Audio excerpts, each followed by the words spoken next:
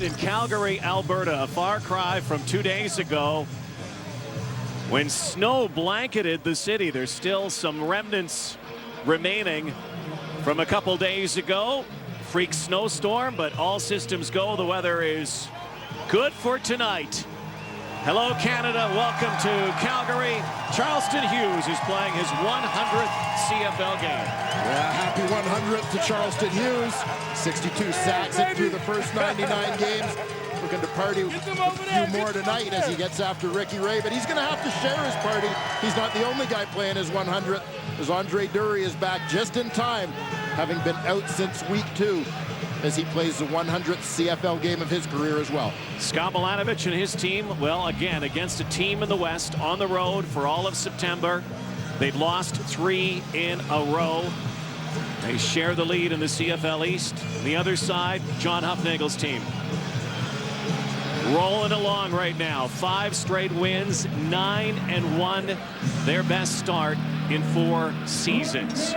2 teams streaking in opposite directions. Blue and white, red and white tonight in Calgary. Rene Paredes is ready to initiate things here at McMahon Stadium. And we have kickoff. Levon Brazil is the returner, former NFLer. Brazil is smothered and fumbled the football, and Calgary has it. Just like 2 weeks ago in Hamilton when Trent Guy fumbled the football on the opening kickoff against the Tiger Cats. Scott Milanovich cannot believe it. The Argonauts have given it up again. The Argonauts notorious for slow starts this season. Taking it to a new low these last 2 weeks. First play of the ball game, putting the ball on the ground. 10th fumble of the season. Worst in the Canadian Football League. Brazil loses it. And the Stampeders, high-powered offense operating under this young man. Bo Levi Mitchell, 24 years old, 12-1 as a starter. Best start in CFL history. From the 29. Mitchell, far sideline for Mo Price. And he is pushed out of bounds by Brandon Smith on the far sideline. 9-yard gain.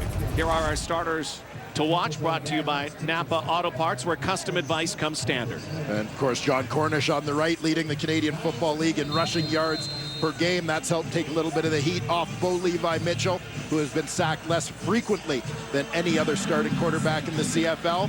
They keep rolling them in and out on that offensive line. This week, it's the first overall pick, Pierre Lavertu, making the first start of his CFL career. 2nd down and 1, John Cornish. The handoff goes nowhere and did not get the first down, so a decision time right away for John Huffnagel. They may have even lost a half yard on that play.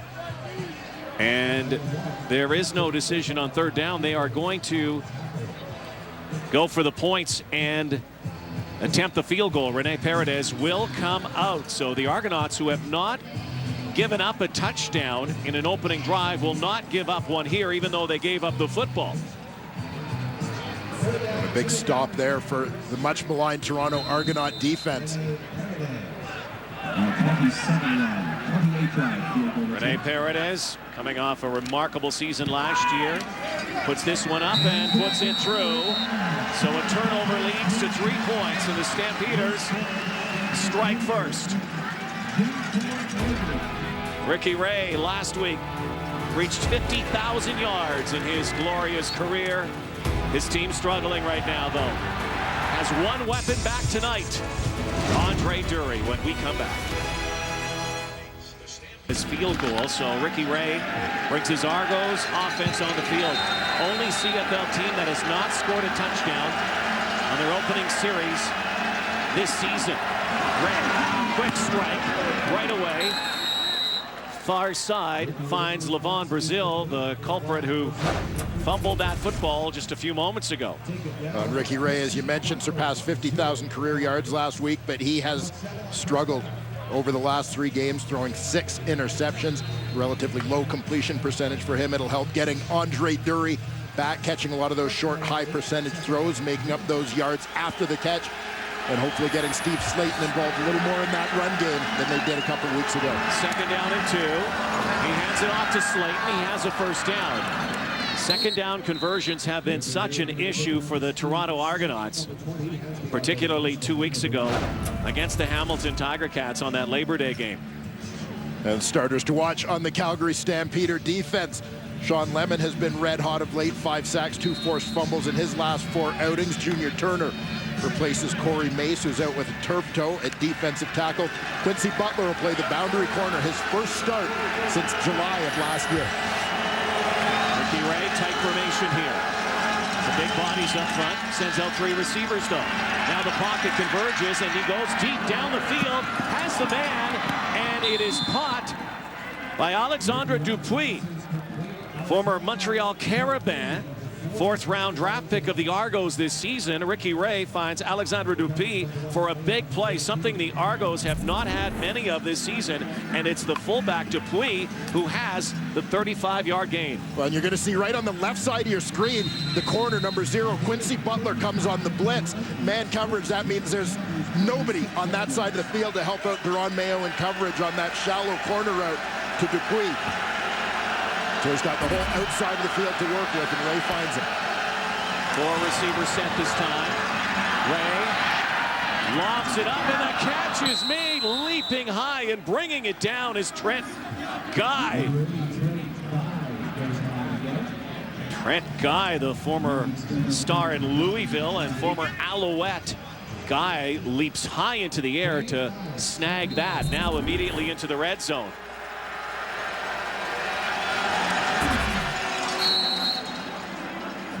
Second down and 1. They just go forward, trying to get that 1st down here. Argos tied for 2nd in the CFL in red zone production.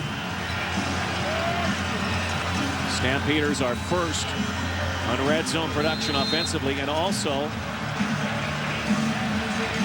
defensively. Stopping teams, they are number 1 in the red zone, preventing touchdowns. Let's see how this matches up. 1st and 10.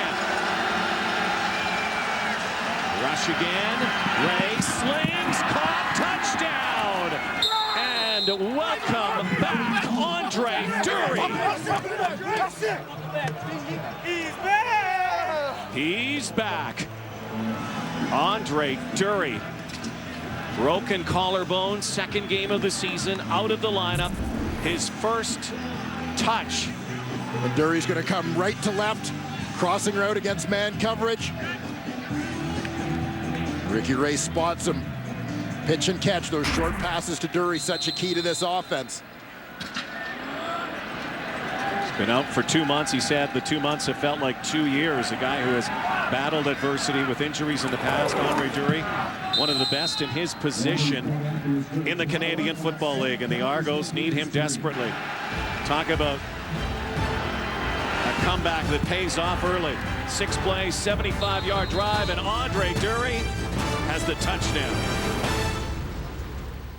Childs, Maurice Mann, the other missing receivers. One guy is back and comes back with an exclamation point. Well, it's been said repeatedly how important Andre Dury is to this offense, and that point made loud and clear on the opening drive. First time the Argos score on an opening drive, a touchdown this season. Cedric Cunningham picks his way up near the 25-yard line. Jock Sanders has been scratched for this game, one of their returners. Cunningham will handle the return duties, but Andre Dury is a guy who has been missed by this Argo offense. Well, and it looked like a couple plays earlier, Ricky Ray was trying to get the ball to Dury. You see him lined up at the right side of that offensive set, and a similar kind of crossing route, but he's not able to get a real clean release that time. So Ray settles for the underneath route that time. Now here, they get Dury out in a little bit more space. Couple of crossers, he's got the shallower cross. Man coverage, the free safety, Josh Bell is down on him. But Ray hits him as Dury gets open for the touchdown. Noah Mitchell in the shotgun. Little hit screen far side from O'Price again. Pushed back by free safety Jermaine Gabriel. Gabriel played his junior football here in Calgary, native of Scarborough, Ontario. Big changes at the halfback positions in that secondary for the Argos this week. The guys flanking Jermaine Gabriel. Evan McCullough is back in double blue after a season with the Hamilton Tiger Cats. Alex Suber comes over in the trade from Winnipeg in exchange for Thaddeus Gibson. We'll get a little different look from the Argo defense as they've had the last couple of weeks. We'll see much more of Greg Jones, who's become a very productive defender, as they often get 4 linebackers on the field. 5 straight wins for the Stamps, their most recent last week against Edmonton. Marquay McDaniel had a big game as the Stamps felt some heat in the 4th quarter against the Eskimos and were able to hang on barely to win that game. But Marquay McDaniel was a key performer in that one. Marquay McDaniel, so frequently overshadowed, such a low-key guy, but such a productive player within this Calgary offense. One of the more consistent receivers in the Canadian Football League over his last couple seasons here in Calgary. We have the top 2 punters in the league in this game. Rob Maver, number 2 overall behind Swayze Waters. Levon Brazil trying to hang on to that football this time. He does. And a penalty flag that flew late near the 36-yard line. So auspicious start for Levon Brazil in this one. Fumbling on his first touch on that return. A guy who spent some time with the Indianapolis Colts over 2 years and 25 games in the National Football League. Toronto, number 11, during the return, 10-yard penalty, first down. Matea Jays, the penalized Argonaut. Our referee is Al Bradbury. And here's Andre Dury going back to week 2. His last game prior to this one goes down hard on that right shoulder. Resulted in a broken collarbone, which kept him out up until this point in time. The Argos had their first-round pick, Anthony Coombs, in his slot for a couple weeks until Coombs got hurt. And beyond that, really haven't been able to fill that skill set within their offense. So at this point in the season, Andre Dury and Chad Owens have actually only been in the lineup together twice all season.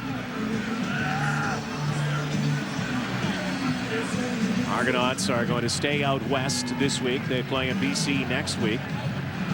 There's Ben D'Aguilar, turned 25 yesterday, former star at McMaster when they won the Vanier Cup in 2011. And second-round pick of the Stamps last year. Getting a lot more playing time, basically special teams all of last year, but seeing some time also sparingly at linebacker. Jermaine Franklin is on the sideline today. We'll try to get updates on the injuries here.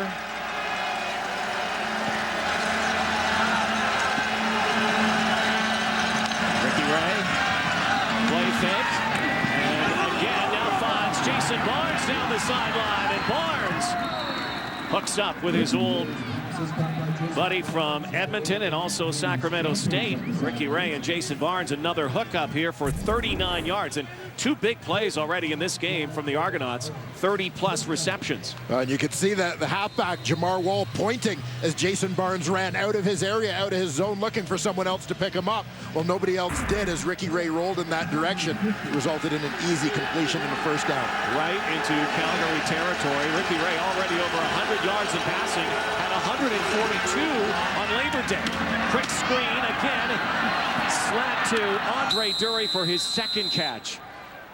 Andre Dury so excited to be back near the 35-yard line. Well, Andre Dury led the Canadian Football League by far in terms of yards after the catch last season. Catches most of his passes within a couple yards of the line of scrimmage. The Argos have faith in his ability to make that first man miss. He demonstrates that skill yet again on that play. Ricky Ray's perfect so far. What a start. Argos have had a lot of success against the Stamps recent years. Again to Jason Barnes, go back to the Grey Cup 22 months ago when they won that game 35-22 against the Stamps. They've actually beaten Calgary 6 of their last 8 meetings, but this season has been such a struggle for the Argonauts and for Ricky Ray. 2nd and 1. Ray plunges forward once again. There's been an obvious built-in excuse with the injuries, lack of continuity. Ricky Ray's been the healthiest on that offense. But a 3-7 record, not good enough right now for Scott Milanovich. Well, this is a team that has gone through so much change on their defense. Jalen Carter, the only remaining starter from that Grey Cup winning defense. They rely on their offense a lot, and well, now with injuries and inconsistency on the offense, they haven't had much to fall back on. 6 receivers this time. Ray again to Brazil, down to the 10-yard line. Another fresh set of downs. It'll be, well, they're going to mark it just outside the 10. They're going to mark it at the 11, so it will be 1st and 10 from the 11 inside the red zone. Von Brazil makes good again. And the Argos responding very well for what could have been a disastrous start, fumbling the opening kickoff.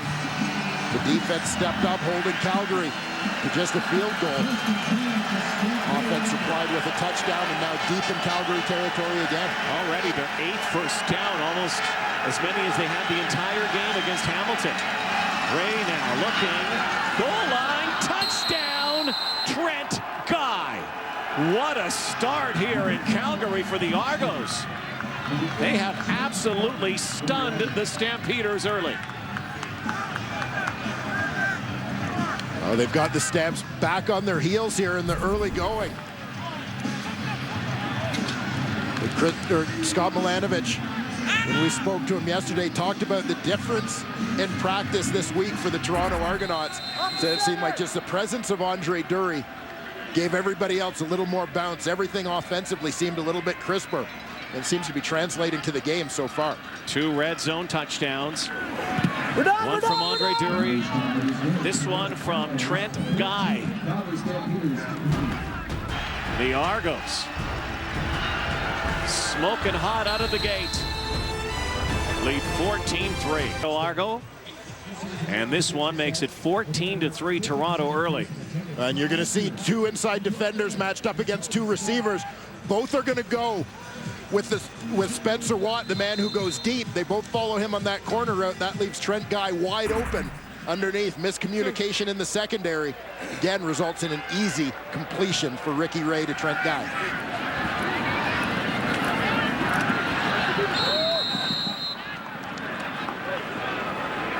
Cedric Cunningham deep in the end zone, gives up a single point. Right middle, right middle. This is not the start the Calgary Stampeders have seen almost all season.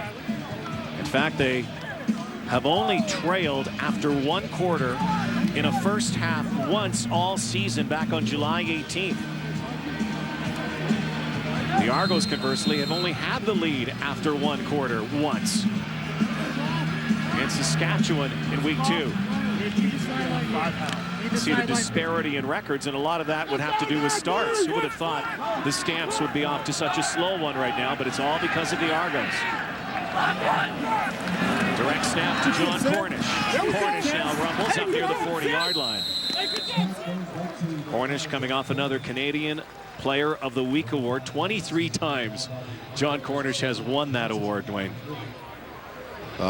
It's been an unbelievable run for John Cornish since taking over that starting running back position from Joffrey Reynolds partway through the 2011 season. Of course, last season, the league's most outstanding player as well as most outstanding Canadian. Only played 4 games. Still a chance to be the leading rusher again this year. Good pattern that time over the middle. Marquay McDaniel. Clutch catch. And looks like he may have been nicked up here as he goes to the sideline. Looks like it might be his hand or his arm. They can ill afford to have him out of the lineup. McDaniel is going to run that quick slant out of the slot, a little play action.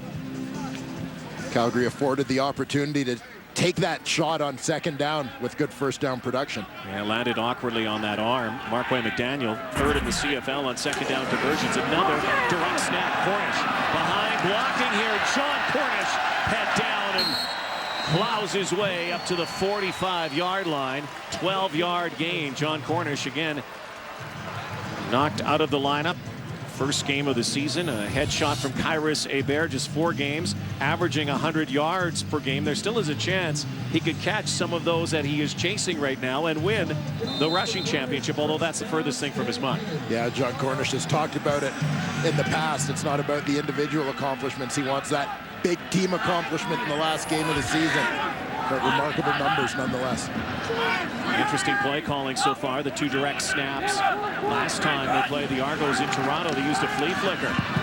Mitchell now going deep, has Mo Price, who could not run underneath him, as Mo Levi Mitchell overshot his intended target. Well, Mo Price looked like he had a little bit of trouble tracking that football as it hung up there a little bit. He was unable to adjust and get out to the sideline for that ball. There you see he's looking up, trying to locate it.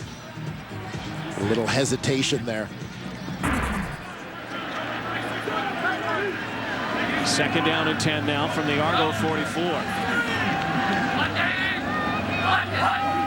Here comes the rush now. Mitchell lets it go and caught by Nick Lewis. And they'll spot it about 1.5 yards shy of the first down. Nick Lewis moving closer to 11,000 yards in his career, 12th all-time on the CFL list. 780 catches for Nick Lewis. Nick Lewis, who spent a lot of this game involved in protection schemes and run blocking, this time gets lined up out in the slot. It's a little bit of space, sits it down for the quick hitter.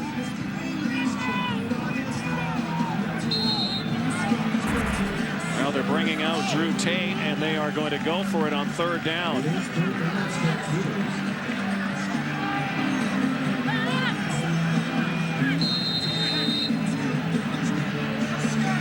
Have to get to about the 33.5-yard line here. I'm sure stemming some of Toronto's momentum Please in run the the early play going clock here. down to 16 seconds. Is part of the motivation for John Hufnagel.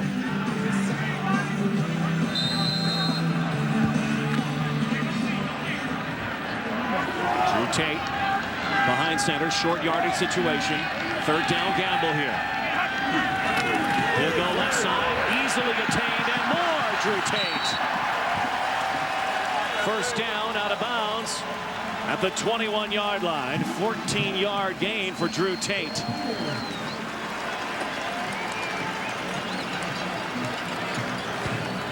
Well, Dave Dickinson talked to us yesterday about how they become a more physical team when Nick Lewis is in the lineup. And it's because you can run plays like this where you use your slot back as your lead blocker. He's out there basically as a puller, gets out in front, gets on his guy. Great kick-out block to open up the lane for Drew Tate. Great receiver, one of the best blockers in any position in the CFL. Here comes the rush, little floater up to Rob Cote. And taken away, stripped. The Argos have the football.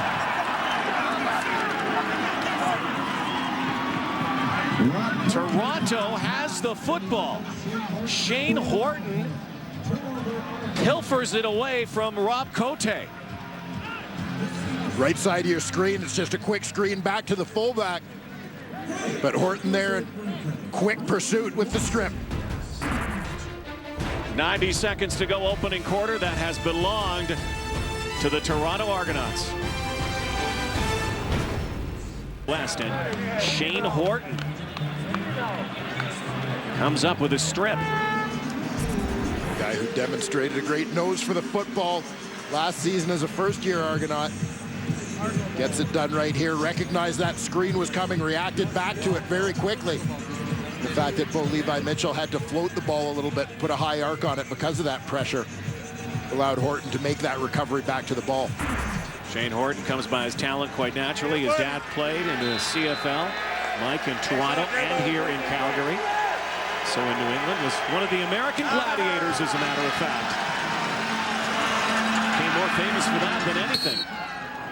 Former Sports Illustrated cover boy Steve Slayton. We said off the top, Steve Slayton, only 4 carries against the Hamilton Tiger Cats in the Labor Day game. Curtis Steele had 2, Ricky Ray had 2, and that was the extent of the run game for the Toronto Argonauts in that ball game. And this again is where those short passes to Dury and Chad Owens when he's in the lineup become so important to the Toronto offense because they don't have much of a run game. 2nd and 3. Ray. And an incomplete pass this time. First incompletion of the game for Ricky Ray. 9 of 10 now. That one intended for Andre Dury. So Swayze Waters will come out and boot the football back to the Stampeders with 44 ticks to go in the opening frame here in Calgary. Despite the most recent stall at first quarter with which the Toronto Argonauts have to be very happy. Waters will kick this from around his 15-yard line.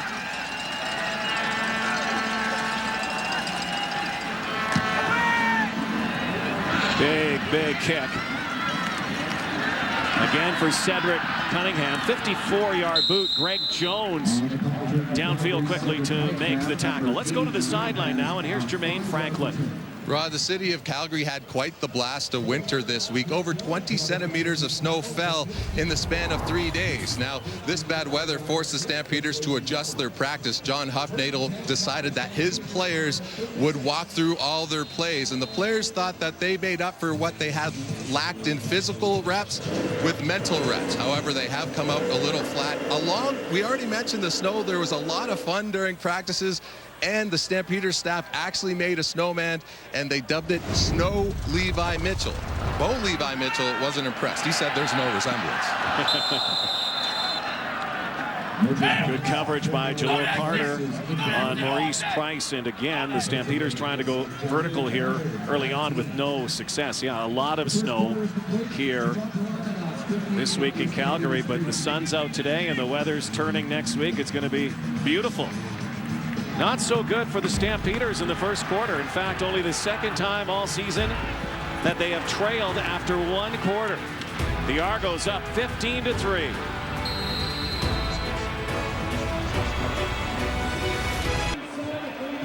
Well, based on records, you'd certainly have to consider this a surprise after 1 quarter. The Argos lead 15-3, touchdowns by Andre Dury and also by Trent Guy, and a great performance so far from Ricky Ray. You know, Dwayne, when you look at this game coming in and you do all the projections, you look at all the numbers and the stats and the analytics, and every single category points to the Calgary Stampeders. But, and a big but, Toronto comes out flying.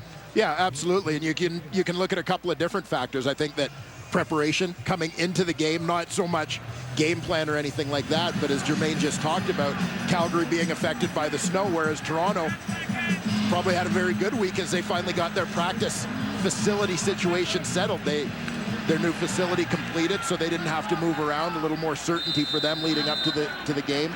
And as we talked about, Andre Dury makes a huge difference to this offense. And they'll get better as they get healthier as well. Mitchell, quick drop, and almost picked off by Shea Emery. Boy, talk about a guy who's amped up today. Shea Emery is a brand new papa. Yeah, very nearly had a gift there for his son, Rosen, born this week. Little pressure means Mitchell's got to get the ball out of there. Shea Emery, another former Eastern Washington product. Played his first 3 years there before transferring to UBC. Nearly had himself a pick 6. Shea did not practice with the team on Thursday and then joined the team today. Becoming a brand new daddy. Levon Brazil, awkward hop. 52-yard kick, and now Brazil turns it on around the corner. So congratulations to the new papa and his fiancee Devin. And here is the newest Emery in the world, Rosen Oak. There you go. We joked a little bit before the game. Sounds like frozen rope. Going to be a quarterback. But no, Shea, a very happy, proud new dad.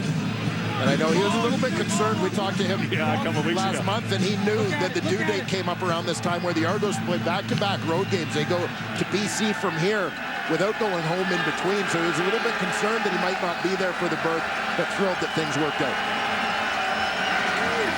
Ricky Ray, he is swarmed and brought down. DeQuinn Evans has his 2nd sack as a Stampeder. Quinn Evans getting his first game action in a few weeks with injuries on that Stampeder defensive line. He's in at that defensive tackle spot. Watch for the swim move right here, right arm over top. Leaves the left guard, Tyler Holmes, coming up empty.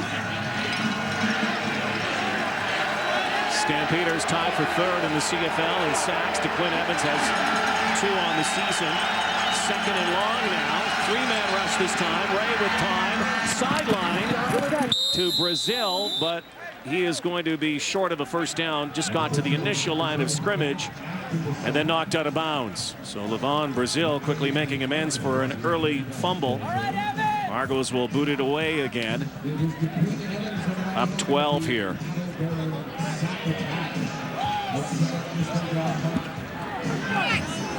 Cedric Cunningham, who draws into the lineup. The last time they played against the Argos, the Stampeders, back in July at Rogers Center, Jock Sanders had a remarkable game, a couple great returns, but Sanders has been scratched for this game. Cunningham will handle the return duties.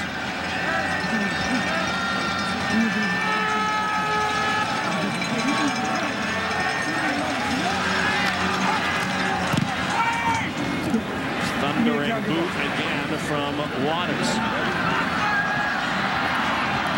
58-yarder and gobbled up there by a swarm of Argos near the 15-yard line. DeQuinn Evans, first sack of the ball game from the Stamps. They're down a dozen. Epic man. Marquay McDaniel being looked at. Looks like his left hand again came down rather clumsily on that earlier in this game. One of the weapons for the Calgary Stampeders, one of their leading receivers and 4 touchdowns. He's headed back to the locker room. Nick Lewis in motion with Bo Mitchell. Handing off to John Cornish. Here's some daylight now for Cornish. Brought down near the 40-yard line. There was a penalty flag at the initial line of scrimmage at the snap. It's a 20-yard gain for Cornish.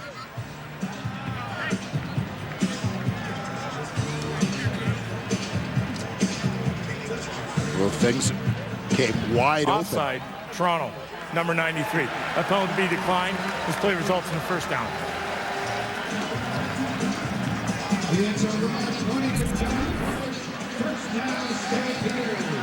Johnson on the right side of your screen offside, but doesn't make a difference. Great cut back there by John Cornish.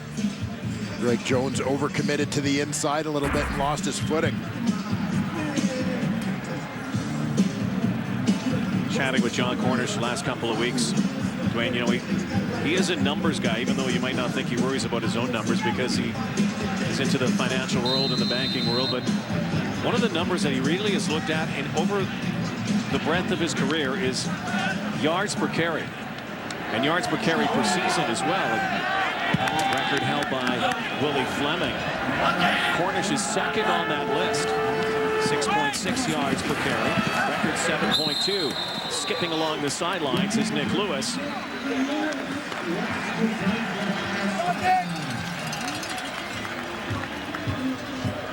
Nick Lewis now 2 yards shy of 11,000 in his career. Yeah, just a quick hitter on a little variation on the bubble screen there. Get the ball out of Bo Levi Mitchell's hands quickly. 31-year-old veteran. Chasing down legends now on that all-time list. He is the leading active receiver in the Canadian Football League, and that's it. There's 11K for Nick Lewis. Bumped out by Evan McCullough. You think about all of the things that Nick Lewis has done in Calgary with this team, the 1,000 yards almost every season. His role has changed somewhat, especially this season, but Nick Lewis is now chasing the likes of Brian Kelly and Arland Bruce and the all-time leader G. Roy Simon. Yeah, and as we look at the numbers for Nick Lewis, and you mentioned that role change, a lot of credit goes to a guy like Nick Lewis at this stage of his career accepting that change. Bo Mitchell tosses it up. It's picked off by Tremaine Gabriel, the former Calgary Colt now. Midfield and more. Gabriel is caught from behind by Mo Price. There is a penalty flag, though, back at the 38-yard line. Will this hold up? Bo Mitchell was hit as he threw that football. Ball fluttered up, and Jermaine Gabriel picked it off.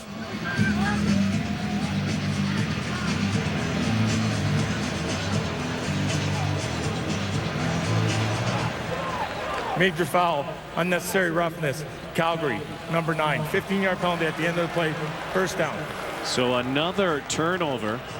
Only the 5th interception thrown from Bo Levi Mitchell. Jermaine Gabriel comes back to a place he knows well in Calgary and has the interception. Jermaine Gabriel, the huge defensive play for the Toronto Argonauts, his first pick of the season, aided by the pressure from up front. You see the hit from Shane Horton prevents Bo Levi Mitchell from stepping into the throw. Gabriel starts from that center field position. Ball floats high because of the hit. Accepting that change. And that allows tosses it up. It's picked up. Time for Gabriel to get there and make a play. Ricky Ray pitches it to Spencer Watt back in the lineup for the Toronto Argonauts. Another returnee to the lineup after injury. Watt makes the catch, and again the Argos immediately into the red zone after an 8-yard gain from Spencer Watt. We talk all the time in the game about football, about a handful of big plays making the difference in a ball game. Here in the first half, the Toronto Argonauts have made virtually all of those plays. Fumble recovery by Shane Horton and a Jermaine Gabriel interception in particular. Hand off Slayton. Has the first down. Slayton to the end zone is spun down near the 3-yard line. So it will be 1st and goal now for the Argos. You talk big plays. They came into this game. Remember this Argo team the last couple of years with Ricky Ray at the helm, with Owens and the wealth of receivers and stars that they had. They usually were #1 in big plays. 20-yard runs, 30-yard receptions. They're 8th going into this game in the CFL, but they've already had 3 big plays in this game. That was a big play by Slayton that time. May not be marked as one, but gets it down, hovering near the goal line. Ray to pass to Slayton in the sun.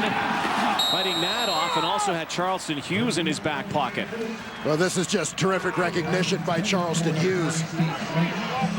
A look that may open some things up for the Toronto Argonauts later in this game, taking advantage of the instincts of Charleston Hughes, but he recognizes that the running back trying to release past him is trying to get to the flat. Here you're going to see Slayton's trying to get out here, so Hughes from the end spot starts in pursuit and a pass rush, but then he's going to peel off to go with that running back. Big second down here for the Argos and for the Stamps D. Ray, end zone, wide open, Spencer Watt, touchdown. And the Argos cruising here in this first half. And another receiver absolutely wide open.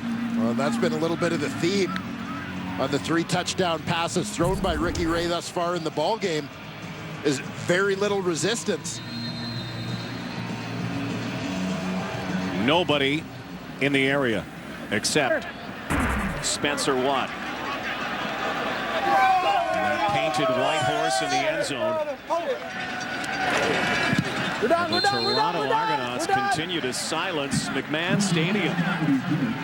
One of their best performances of 2014. Could not have come at a better time. Can they hold this, though? That's the question. They lead 22-3 in Calgary.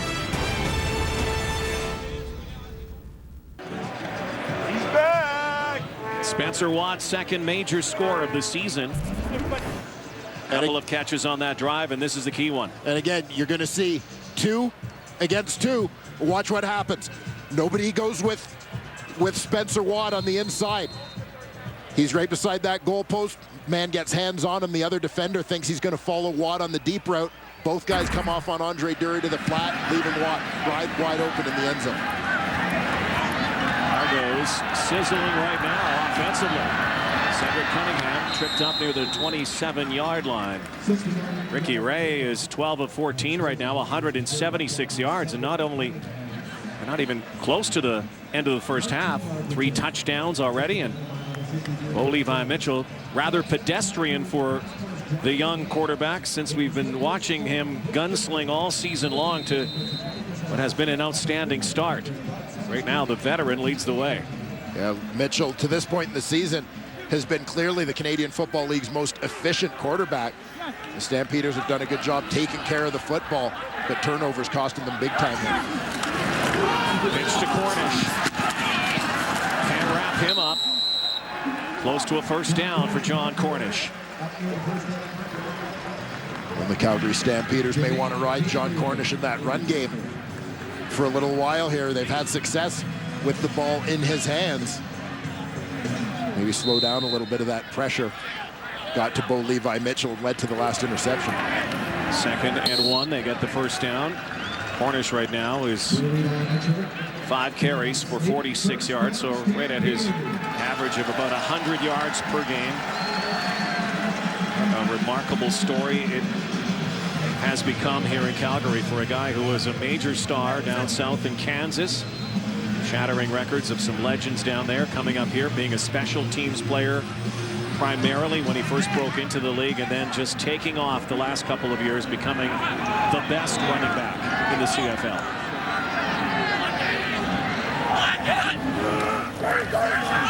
Quick hitter, Jabari Arthur. Brought down by Alex Suber, who's making his Argo debut. Traded for Thaddeus Gibson from the Winnipeg Blue Bombers, and you can always recognize Alex Suber by that hair. Just a different number than the one he had in Winnipeg, but always around the ball. Yeah, and a guy terrific in situations like this. A defensive back likes to play close to the line of scrimmage, has historically had a lot of tackles for losses, tackles close to the line of scrimmage on those hitch and bubble screens. Who does a terrific job getting through blocks and getting to the ball carrier. Middle Tennessee State, 2nd and 12, deep drop for Mitchell, throws it up, and Mo Price can't make the one-handed grab. It would have been acrobatic to say the least. No flags on the play, and the Calgary crowd growing restless here. Once again, they'll have to punt the football away.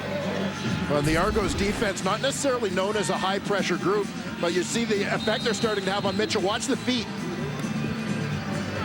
A little bit happy there before he threw that football, not really getting set. Forced to rush his delivery. Will Griffin, Rob Maynard plays quarterback. Rob Cote can't hang on. And the Stampeders are now going to turn it over on downs. Just when they thought they might catch the Argos napping. Worst possible result at the worst possible time when everything is going against them. Rob Cote is going to come from that back row of blockers. Sneaks out to the flat. I'm not sure even if he catches that ball cleanly. I'm not sure that he's going to be able to turn that one up to get the first down. Well, the Stamps have a lot in their playbook like this. But when you're down by 19 first half and give away field position, could be very costly here. The man of steel, Curtis Steele, has his first touch of the ball game out of the backfield. A little screen pass. He's going to have about half the first down yardage, maybe a little more, maybe 6 yards. If you want to be great, let's go win this fucking game. That's all we got to do. One play at a time. Nothing special. Nothing special. Let's go. Well, Nick Lewis trying to fire everybody up. Language a little blue, but trying to make his point. 2nd and 4. Steele again. They use this thunder and lightning package, Steele and Slayton, and have all season long for the most part. They did not use them to a lot of efficiency 2 weeks ago, the Labor Day Classic, which was not an offensive classic in Hamilton, and they lost 13-12. Argos could not move the football. What a difference. And getting those backs more involved in the game plan again. So important to helping your protection, your pass protection. Good protection again, and Steele drops the football. An issue for the Argos in Hamilton was passes that were dropped Ricky Ray has thrown 19 touchdown passes this season. 13 different receivers. Look at the offense for the Argos. That speaks to the injury woes that the Toronto Argonauts have faced. Ricky Ray's interception numbers up as well this year because of that revolving cast of receivers. Ray now goes for the deep shot. He has a man and he's got a touchdown. Jason Barnes. Can you believe this? In the first half with a convert upcoming, the Argos are going to lead 29-3. No one saw this one coming. No, not a chance. In the fashion in which the Toronto Argonauts have done this, making the Calgary defense, which has been so good in the red zone, look very, very ordinary. Ricky Ray now 20 touchdown tosses on the season, 4 in the first half already. Coming into the game, he had not thrown for 300 yards in a game for 8 straight, the longest drought of his career dating back to his rookie season. CO, we got you. A lot of shout outs to the injured troops. Chad Owens, Mo Man, and John Childs, but right now it's Watt and Barnes and Dury doing all the damage. And that's where it started. Underneath to Andre Dury, then to a wide open Trent Guy. Later it's another bust on the back end that leaves Spencer Watt wide open. And here, one of the go-to guys in this part of the field for Ricky Ray, Jason Barnes, beats his man. 4 touchdown passes in the first half for Ricky Ray. And what may be even more shocking than anything is the ease with the Argos offense and the way they've been moving the football and finding the end zone. Well, and this is looking far more like the Toronto Argonaut offense that we saw last season. Well, the Stamps need a huge bounce back here. Cedric Cunningham bounces out. This might be coming back. There's a penalty flag at the 40. 45-yard return, something to ignite these horses. But this one's coming back.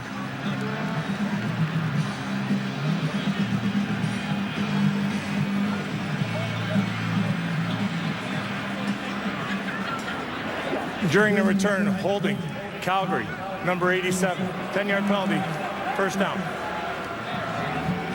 Simone Charbonneau-Campeau held one of the Argos on that return, so it's all going wrong right now. And this is something we haven't said about this Calgary team all season. 9-1 start, remarkable beginning to the season.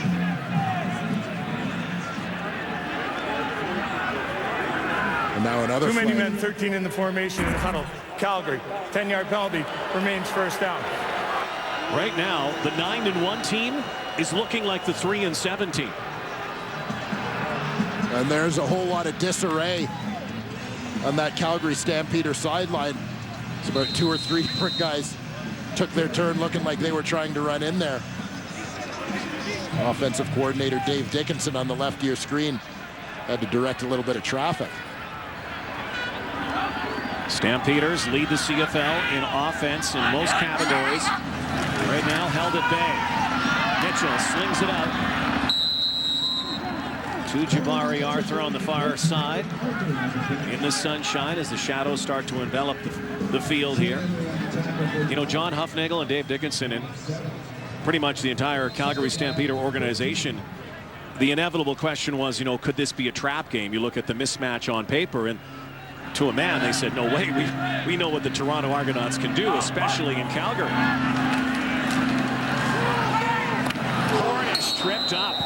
Big hit. Nick Rosamunda levels John Cornish. Rosamunda, one of the newest Argos this season, out of North Greenville. And this is a hit that makes me cringe, and it's not dirty. I mean, as a defensive player, you're going to tackle a big, strong running back low, but the guy doesn't have a chance to get his head around. A little bit tough to watch. Right Now the Stampeders' heads are spinning. Argos winning in so many different categories here. Levon Brazil dropped near the 40-yard line. Penalty flag near the midfield stripe. 3-minute warning to be signaled shortly. During the return, illegal block, Toronto, number 5. 10-yard penalty, first down. We're at the 3-minute warning. Well, it's a hard-hitting affair, but the hits are on the scoreboard and defensively from the Argos, who lead 29-3. 3-minute warning before halftime. Scored the half, they might not have been surprised. But they might have thought it was the other way. Exactly. Ricky Ray has been sensational. And to think the Argos fumbled on the opening return. Calgary got a field goal, and since that time, it's all been double blue. A big bounce back for the Toronto Argonauts from that rough start that you mentioned on the opening kickoff. Began with a defensive stand. Scott Milanovich's team coming off a bye week. They're in BC next week and then home to Edmonton. They've been away from home, from Rogers Centre in Toronto, all of September, trying to do it on the road. Ray, hit screen, read perfectly, and a very quick 2-and-out here, initiated by the Calgary Stampeder defense. That is more like the Stampeder D we come to know. Oh, great recognition and swarming to the football there by the boys in red. Fighting through blocks to make a quick play there. That one never had a chance to get going. You see the free safety, Josh Bell, one of the key men in that play.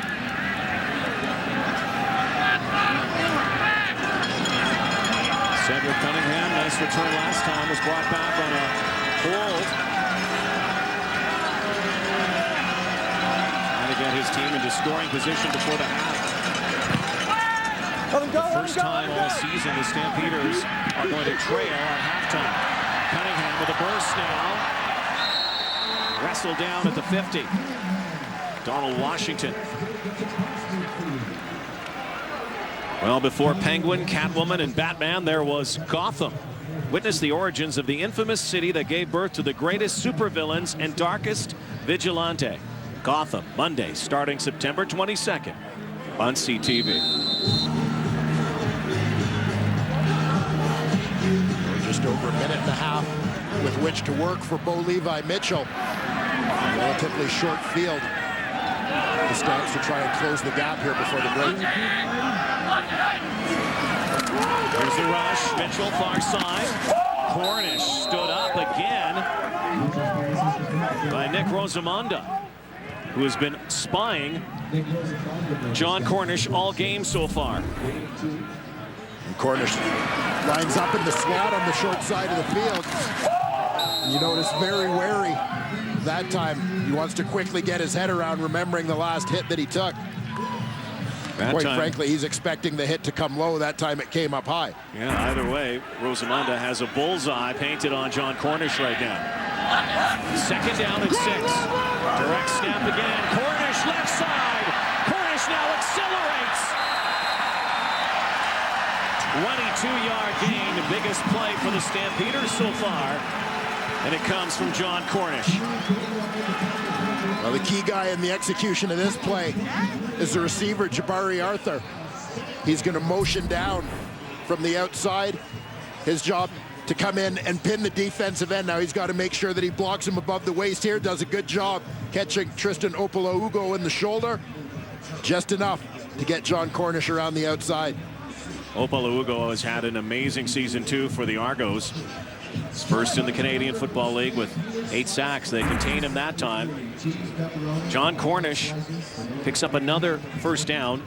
Stampeders have had 6 first downs so far in this first half, and 5 of them have come via the run.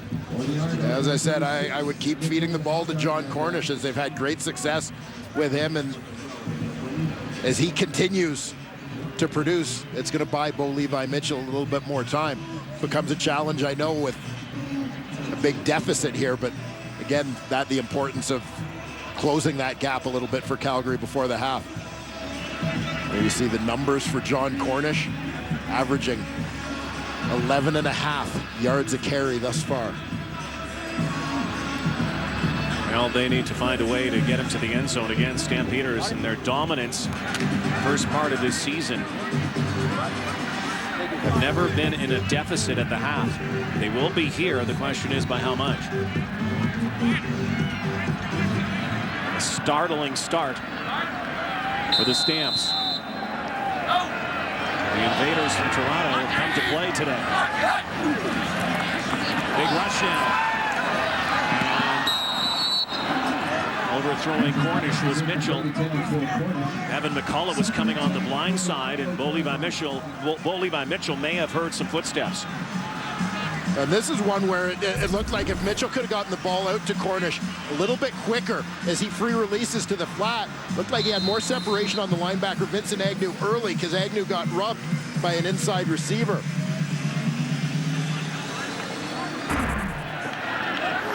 Here's a rush key throw, flies high. Key second down. Calgary leads the CFL in second down conversions. There's an offside. They've got Whiteside who was offside. Aston Whiteside jumped. Or was he drawn?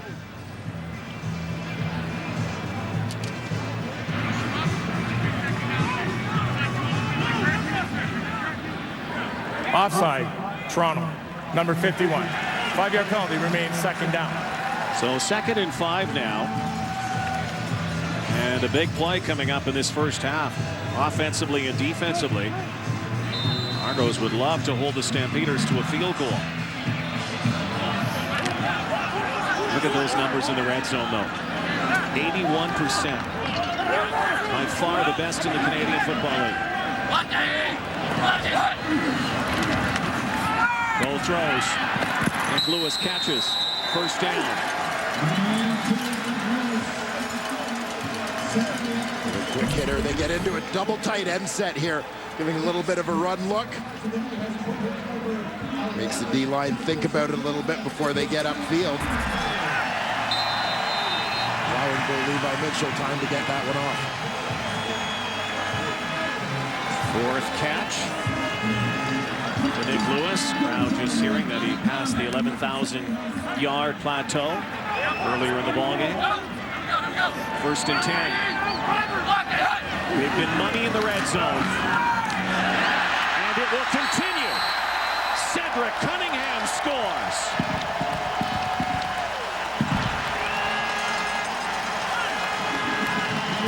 Picture perfect play. The Stamps start to gallop back.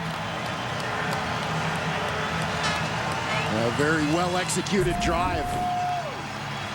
Cunningham lines up as the number 2 receiver to the field. Nick Lewis kind of shields him a little bit, as you see, as they both release. Lewis creates a little bit of space there for him. We're done. 16th touchdown toss for Bo Levi Mitchell. First touchdown reception in the CFL for Cedric Cunningham, who played out of Furman. He has had a touchdown in a punt return situation earlier. We gotta come back though. We ain't done yet. Hey, Mom. Cedric from Zephyr Hills, Florida. I call it the hat trick for Cunningham, as you said, the punt return touchdown in that same game against Ottawa. He also had a rushing touchdown. So now, first one as a receiver. Well, the crowd finally back into it here in Calgary. Happy birthday, Cornelius. Touchdown for you, baby. I know you ain't watching the game, but that's all right.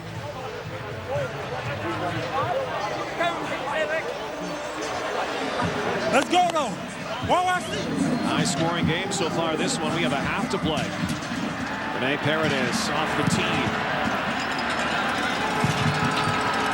Big kick. That will bounce through the end zone. Was not touched by anyone, so no single point .38 seconds left in the half. Will Ricky Ray and the Argos be content with this? Just run out the time, go into the locker room, and get ready for the second half. As you said, the ball going through untouched. No single point also means that they'll scrimmage from the 25 rather than the 35 here. Looks like the Argos are getting into that kneel-down formation, taking the safe route. Well, not many people expected this so far here in this game.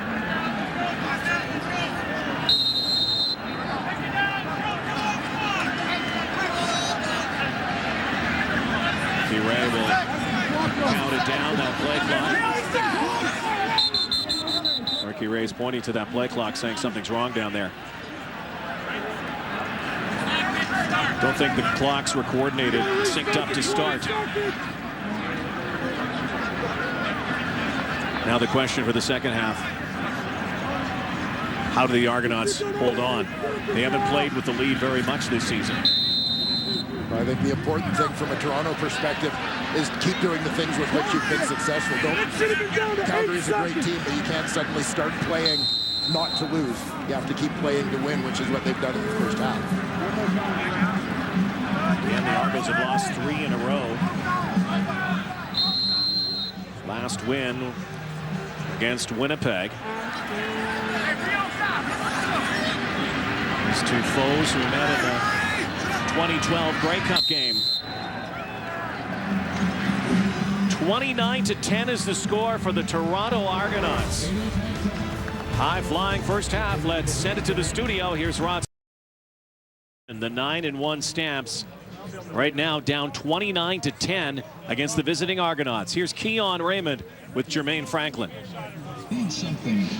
Keon, what does your defense need to do to slow down Ricky Ray and the Argos offense in the second half? You know, I think we just need to be calm. You know, those guys had a week off. I think we just need to play together. They came out here to...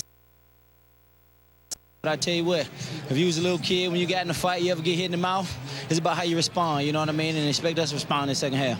You guys did have to deal with a little bit of adversity in the week with the weather. Did that have an effect on the way you guys came out in this game? You know, I don't think so. You know, I think our biggest thing was to make sure we stay mentally focused, you know what I mean? Like I said, Ricky Ray's a good quarterback.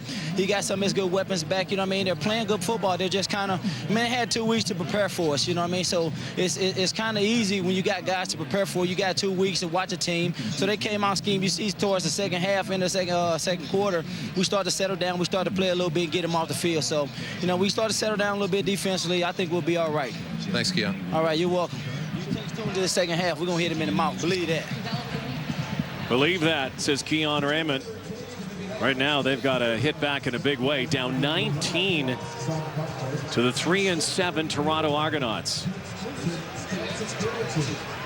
Well, a 3-7, not playing like a 3-7 team.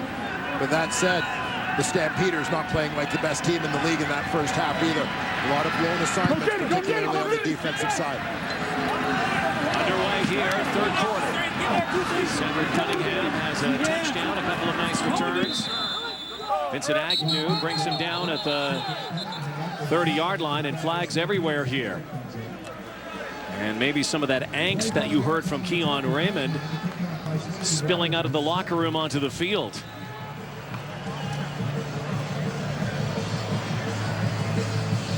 A little question, the Stampeders need to crank up the intensity. Just want to make sure that they do it within the rules if they're going to get back in this thing instead of putting themselves in a further hole. 2 flags up near the 40-yard line. The Stampeders are retreating deep back into their zone, so this is against the men in red. During the return, holding, Calgary. Also, unnecessary roughness, Calgary. We'll go back half the distance, first down. Boy, all the way back to the 7-yard line. And a long field now to start this second half. You can keep an eye right on the left side of your screen. Sean Lemon, he continues. Take his man, Thomas Miles, out of bounds. That extra shot cost him some serious yards. 3-yard loss after all that. John Cornish, as the Argo D continues to rev up its motor. You see the first half numbers. All signs suggest get the ball to number 9, John Cornish, averaging over 11 yards a carry in the first half of this football game. Try and take some of the heat off Bo Levi Mitchell. Interception by him and a first half fumble by fullback Rob Cote. Turnovers that proved costly for Calgary. 14 points off of turnovers surrendered by the Stampeders in the first. Mitchell, penalty flag, likely a hold. Nick Lewis up and running. Cuts back now and is brought down again. Another low tackle that time, Nick Rosamondo. But it looked like it was right near those O linemen that were protecting Mitchell. It looked like a hold.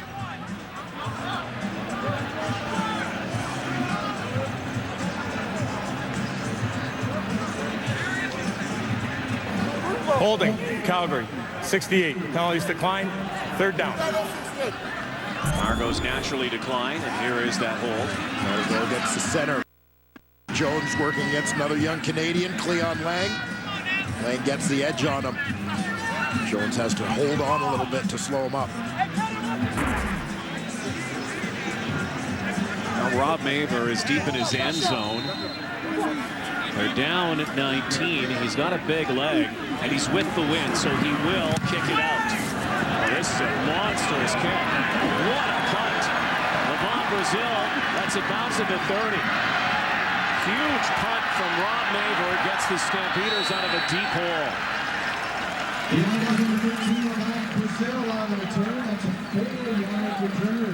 Rob Maver kicks the Calgary Stampeders out of trouble. Ricky Ray, 15 of 18 in the first. 4 touchdown passes. Tries to get them right back in a hole. Steve Slayton, more carries in the first half of this ball game than he had in their last outing. 5 for 23 yards. Of course, Jason Barnes, one of the recipients of those touchdown tosses. 71-yard kick from Maver. Let's see what Rick Stubler, the defensive coordinator for Calgary, comes up with here. Little slant pattern and running into a scrum up near the 40-yard line. 6-yard pickup for Trent Guy. There he is, the guy they call the Mad Genius. Rick Stubler, who was a head coach with the Argos a few years ago. He's done a terrific job for the first half of this season with the Calgary Stampeder D. In the first half of this ball game, Ricky Ray had his number. Stamps completely outplayed.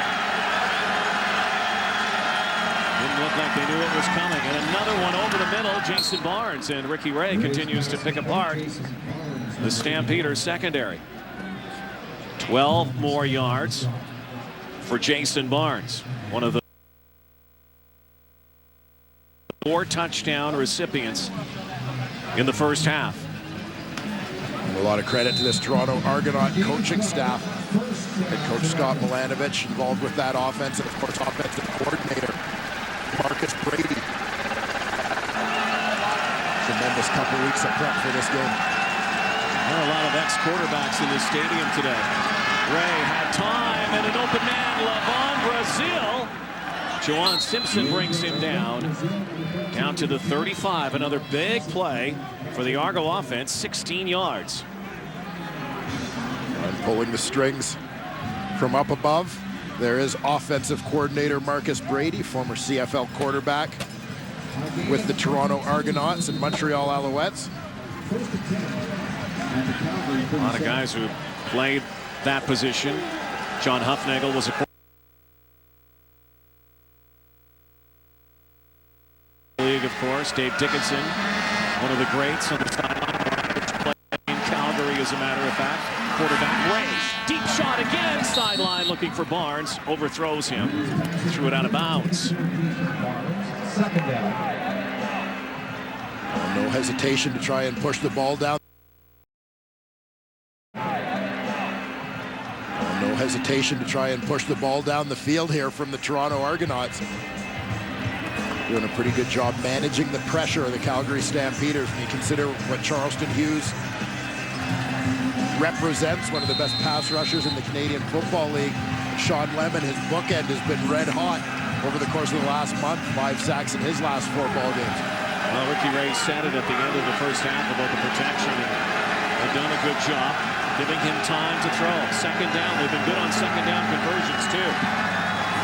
Ray, lots of time, will just go with it now. Ricky Ray, hurdling up near the 30-yard line, is going to be about a yard, maybe 2 yards shy. It looks like maybe even 3 yards short of that first down. A 7-yard scamper for Ricky Ray, something he doesn't do often. There you see Charleston Hughes lines up as a linebacker trying to come on that blitz, but the Argos do a good job stoning him at the line of scrimmage. But good coverage on the back end from the Stampeders forces Ray to pull it down, get what he can. Well, Swayze Waters has really had a turnaround season, the native Jackson, Mississippi. Kicking at 88.5%. 36-yarder is up, and is it good? It just squeezes in that upright. Waters hits and extends the lead to 22 points. John Cornish, last year's mock most outstanding player. They'll need more for him. They want to make the big comeback against the Argos. Abs going to want to get a whole lot more heat on Ricky Ray if they're going to try and continue their winning ways. Busy guy today. Cedric Cunningham finds a seam and another. Brought down by Washington. Penalty flag up near the 40-yard line. There's been a penalty on almost every play now on the returns in this game. Penalties up considerably this year. Down the last few weeks, but most of those penalties this year also During a return. on the returns. Holding, Calgary, number 24, 10-yard penalty. First down. So another good return from Cedric Cunningham is negated. This is not helping the Calgary Stampeders. Kind of season they've had and the domination that they have enjoyed. You're just not seeing it in this ball game today. They look like a team that is in disarray right now. Yeah, the elements that have made them successful largely absent. The biggest thing, though, is as they were winning, playing a lot of mistake-free football, but here a lot of miscues through the opening 35 minutes. Mitchell deep. No try. Couldn't hang on. Alex Suber gambled on this one, trying to play the football. May have created just enough of a distraction to prevent Mo Price from making the catch. Bo Levi Mitchell gets that shot. Oh, he had it in his hands. Oh boy, that was 6. And again, this is uncharacteristic of the Stampeders, who have been so good at catching the football. Talk about penalties. They have 6 in this game so far. Last week against Edmonton, the entire game, they only had 2 penalties. There's the rush. Mitchell gets away. Oh, Mitchell taking off and spinning, and Alex Suber wraps him up. And there was a collision in the backfield. A couple of Argos almost went helmet to helmet back there, and Mitchell was able to flee the pocket with success for an 11-yard pickup. Oh, we saw Mitchell with a couple of touchdown runs last week, one in particular, a thing of beauty, and he talked to us this week about running the football and having to present that threat to the defense and keep them honest. We may see more of that as this game progresses. Solid Belugo and Whiteside colliding. And here goes John Cornish, high-stepping. Cornish now with a blaze of speed. Cornish sideline, John Cornish inside the 20. He's going to score. 79 yards of brilliance.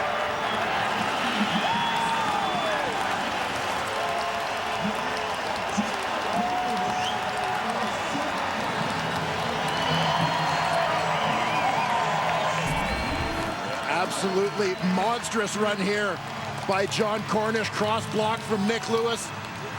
Good job by that offensive line. Brett Jones, Shane Bergman on the inside. And you don't think of John Cornish as a real blazer, but he demonstrates here. He's got some wheels. We need a turnover! They are going for 2 points.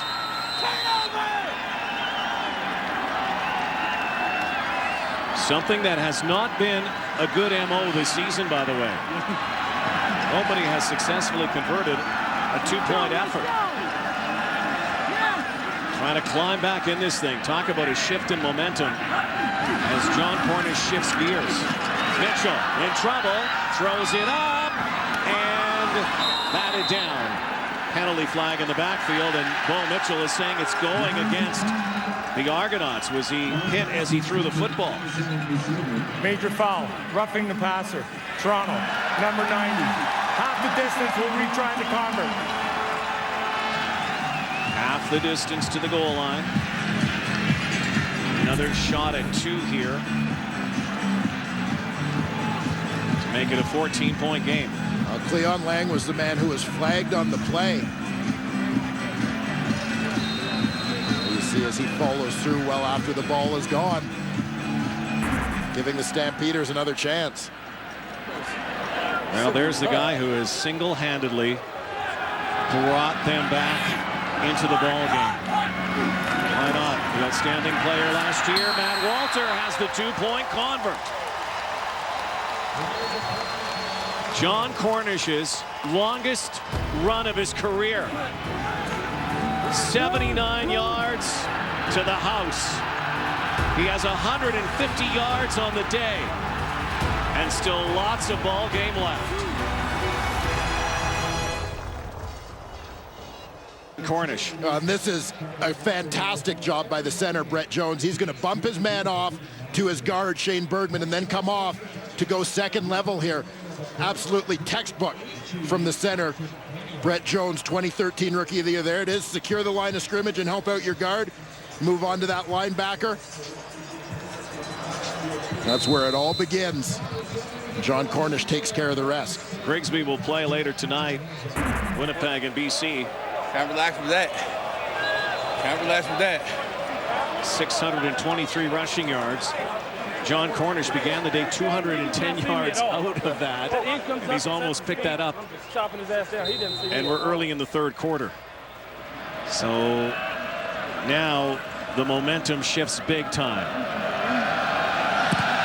John Cornish, and then a 2-point convert, a 14-point game. See how the Argonauts respond. Levon Brazil. The Argos scored at will in the first half. They lead 32-18. 1-0 Niners, 0-1 Bears. Live coverage 7 Eastern, 4 Pacific. Hello, football head. 32-18. Argos. Here's the end around. Andre Dury dodges one and another penalty flag, and Dury gets bounced around. And a penalty flag, in fact 2. One back near the 22-yard line, one at the 26. In fact, there's 3 flags on the field. And we have an injured Stampeder. It's Charleston Hughes who's in pain on the turf.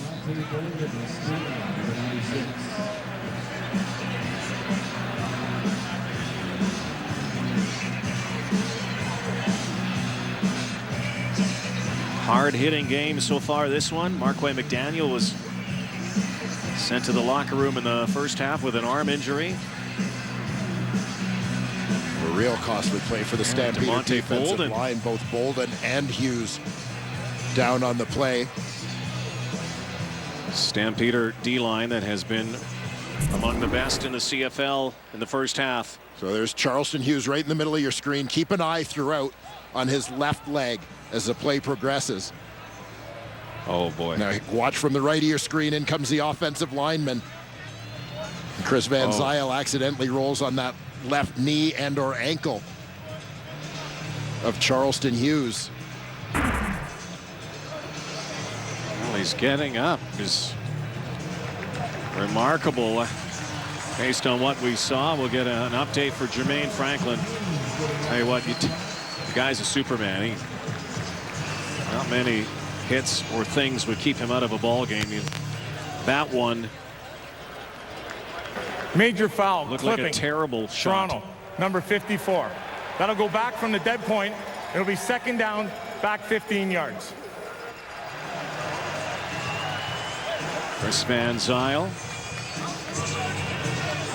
That clipping call. So it was Juwan Simpson that Van Zyl blocked from behind on the play, and the two of them then rolled into Charleston Hughes. So you've got Corey Mace already out of the lineup. Didn't dress for the game today. Now you've got Bolden and Hughes both forced out for at least 3 plays. Here's the rush, though. It looked like a face mask there. And then call it. Down they go. Juwan Simpson in there. Junior Turner. Also in on the play. Big loss. Argos will have to boot it away. Well, Junior Turner getting a lot of reps in place of Corey Mace here today. He lines up right on the nose. Goes straight bull rush. But you saw that left hand caught the face mask. Ricky Ray got away with one there. Yeah, and he pointed to it as well, but the Stamps, a couple of huge plays here. And momentum turns again midway through this third quarter. 3rd and 27.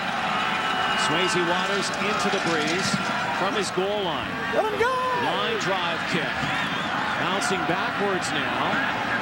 And it will induce a no yards call. It will be a 5-yard no yards call on a 35-yard kick. 32-18 is the score right now. Ricky Ray going down in a heap. Stamps lucky they weren't penalized there.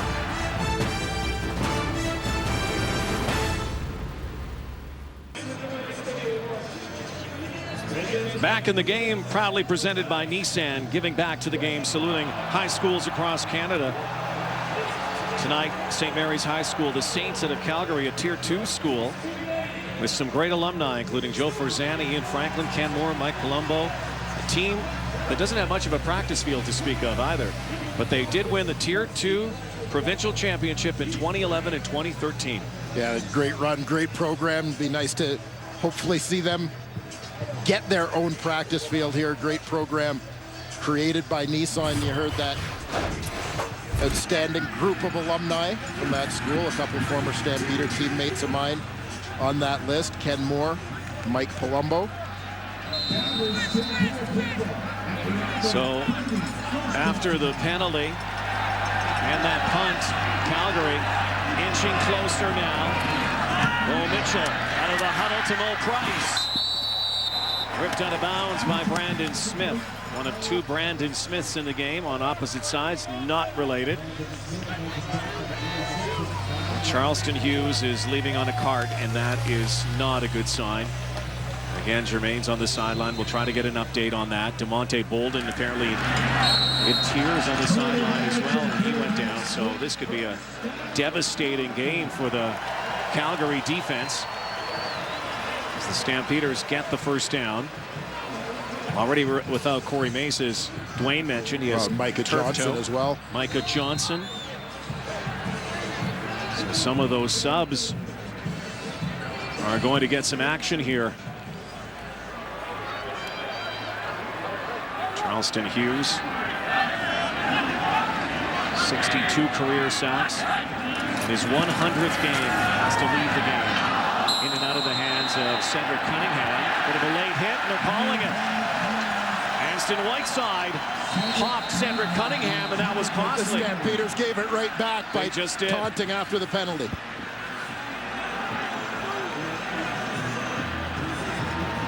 Whiteside gave Cunningham a shot, and then the Stampeders give it back.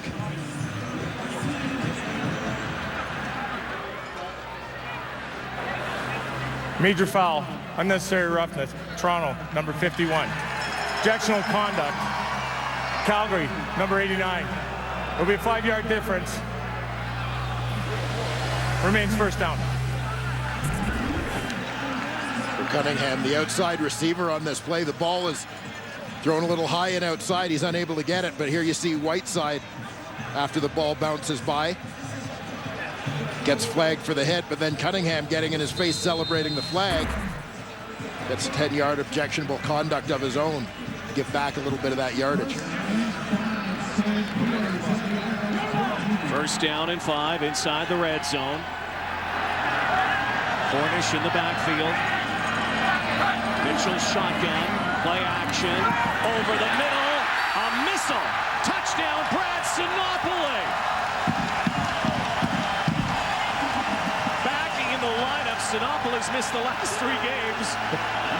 Well, apparently Anthony Parker's not happy that he's back. That wasn't exactly great choreography. But I'll tell you what, Sinopoli, who's missed 3 games with his shoulder injury, comes back in, and his first touch is a touchdown. The depth of Canadian receivers for this Calgary team, so impressive. What a strike by Mitchell. Real tight window there as he threads it to the former Ottawa youth star. That Crichton winner who came here and was actually on the depth chart at quarterback with Bo Levi Mitchell a couple of seasons ago. Now Bo throws to Brad Sinopoli, the former quarterback, and we've got a ball game now. In the first half, it was looking like a rout. Stampeders have raced right back. And I'll tell you, the turning point was that run by John Cornish. Changed the complexion of this game entirely. No question, one to make you a little bit nervous if you're at the Toronto Argonauts. They've been back on their heels ever since. So there you see the grab from Mr. Sinopoli.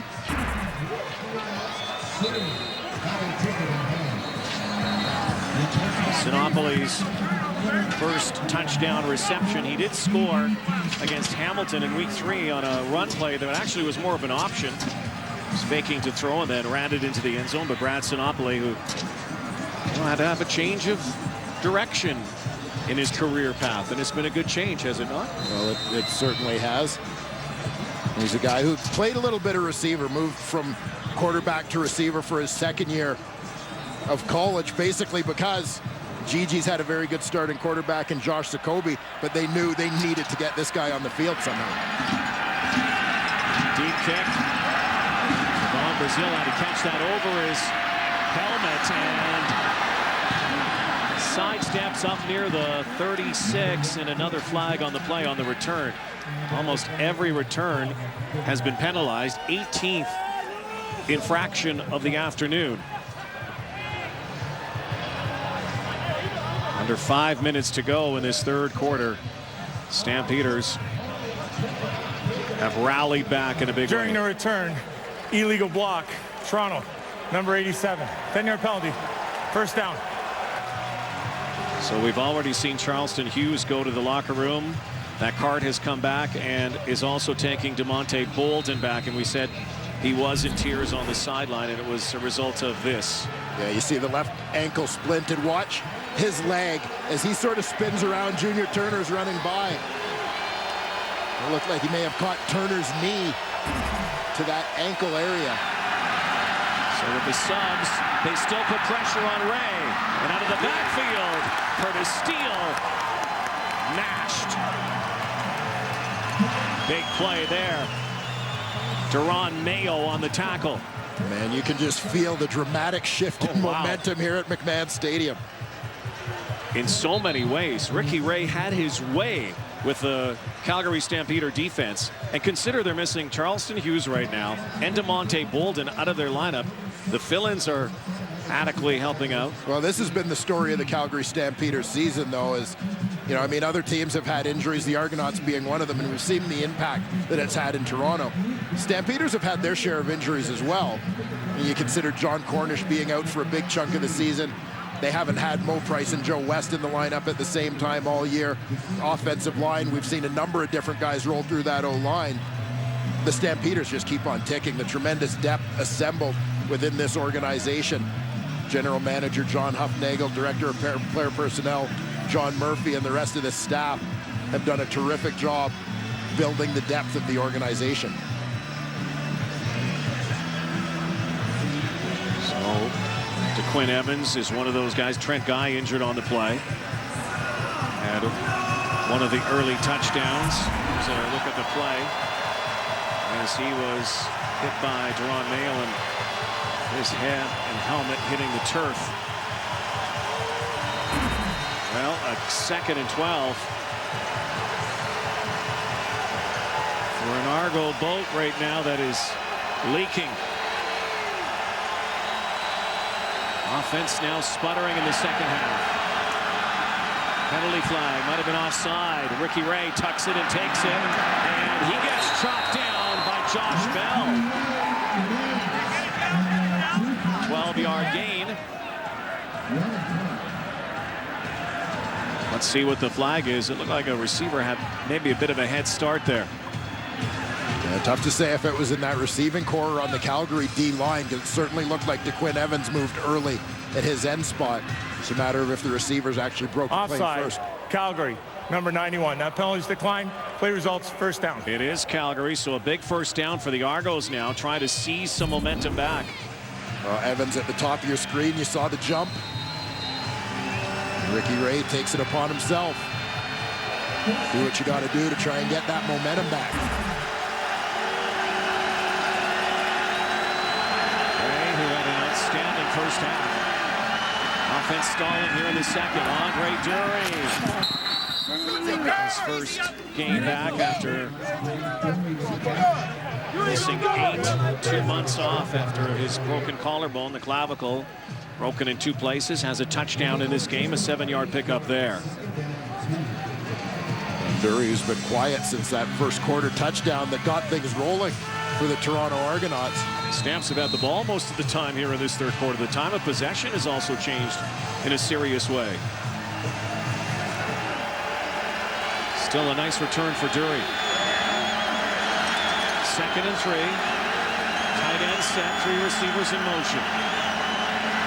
Off to Slayton, trying to go left edge, but he's brought down by Fred Bennett. And it will be a loss of 1 on the play. And it will force the Argonauts to boot the football again. This is a nice job in space by Fred Bennett with Steve Slayton rolling at him. But Bennett comes free, breaks free of his block.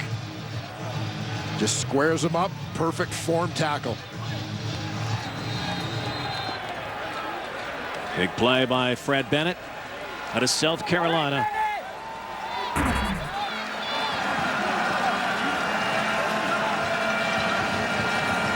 Swayze Waters will let this fly from his 25. Cunningham waits now. Another one hopper towards him. Give him the 5 yards. Swallowed up. Talked about St. Mary's High School here in Nissan doing such a great job giving money back. Well, Mike Palumbo, one of your ex-teammates, there one of the guys honored today. It's Palumbo's in partnership with a couple of his former Stampeder teammates, Tom and Tony Spallettini. There you see the 3 of them. The Spallettini boys, of course, from rival St. Francis High School. And now looking good in the kitchen. We visited there a few times. Great spot to go to.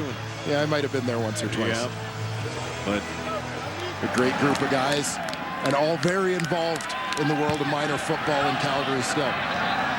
Saw him as the list of alumni for that St. Mary's school. Honored today by TSN. Jabari Arthur is cut down. Nice Jermaine Gabriel. The big day here in Calgary. They call it the Legacy Game as they put 6 new members up on the Wall of Fame. James Sykes, Stu Laird, Jamie Crysdale, and Ron Albright on the players' side. Longtime Stampeder athletic therapist Pat Clayton, and George Hopkins, the equipment manager. In all shorts. Honored today, of course. Gio's in his shorts. 736th regular season game with the Calgary Stampeders for George Hopkins. In traffic, Jabari Arthur can't make the catch. George Hopkins also so involved with the Stampeders through the years. One of the guys who was behind the design of that Reebok signature Calgary jersey. There he is. There you see Gio. 43 years he's been a member of this Calgary Stampeder organization. One of the great guys in the world. The CFL, one of the first people I met when I came to Calgary in 1991. He's always been awesome to me, as was Pat Clayton, and both a big reason why I never missed a game due to injury in 7 years.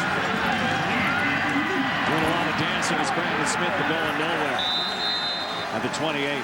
Says a lot about the Calgary Stampeders and this terrific organization here. They picked up their 600th win last week against Edmonton. Only 2 other teams have had 600 or more, Edmonton up the road and Winnipeg through the years. But, you know, the way they honor their alumni and their greats who have played here with that wall of fame and the retired numbers, it speaks volumes about the class of this organization.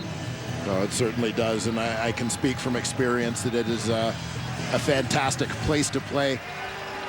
As you see some of the great names up on the wall here. Builders on the far side, Frank McMahon, the stadium named after him. Curtis Steele breaks free up near the 40-yard line. Looked like he was going to be stopped for a loss. Instead, he will move the sticks. 11-yard pickup with 30 seconds to go. Time running down in the third quarter. Yeah, tremendous second effort here from Steele on the draw play. You see Chris Van Zyl sets his man and then gets up to second level. Steele looked like he was in trouble right at the line of scrimmage, but broke free to turn that one. Not a lot of touches for Curtis Steele in this game, having to share that workload with Steve Slayton, the guy they call the Man of Steel. 4 touchdowns on the season. Argonauts have not scored a major since the first half. Sander Robinson out of the backfield. Josh Bell, the free safety, again does the hitting on the final play of the third quarter. 4-yard pickup. And suddenly the Calgary Stampeders have made a game of it when it looked like the Argos were sailing away. John Cornish, big run. Stamps are back in at 32-25. Toronto heading to the fourth.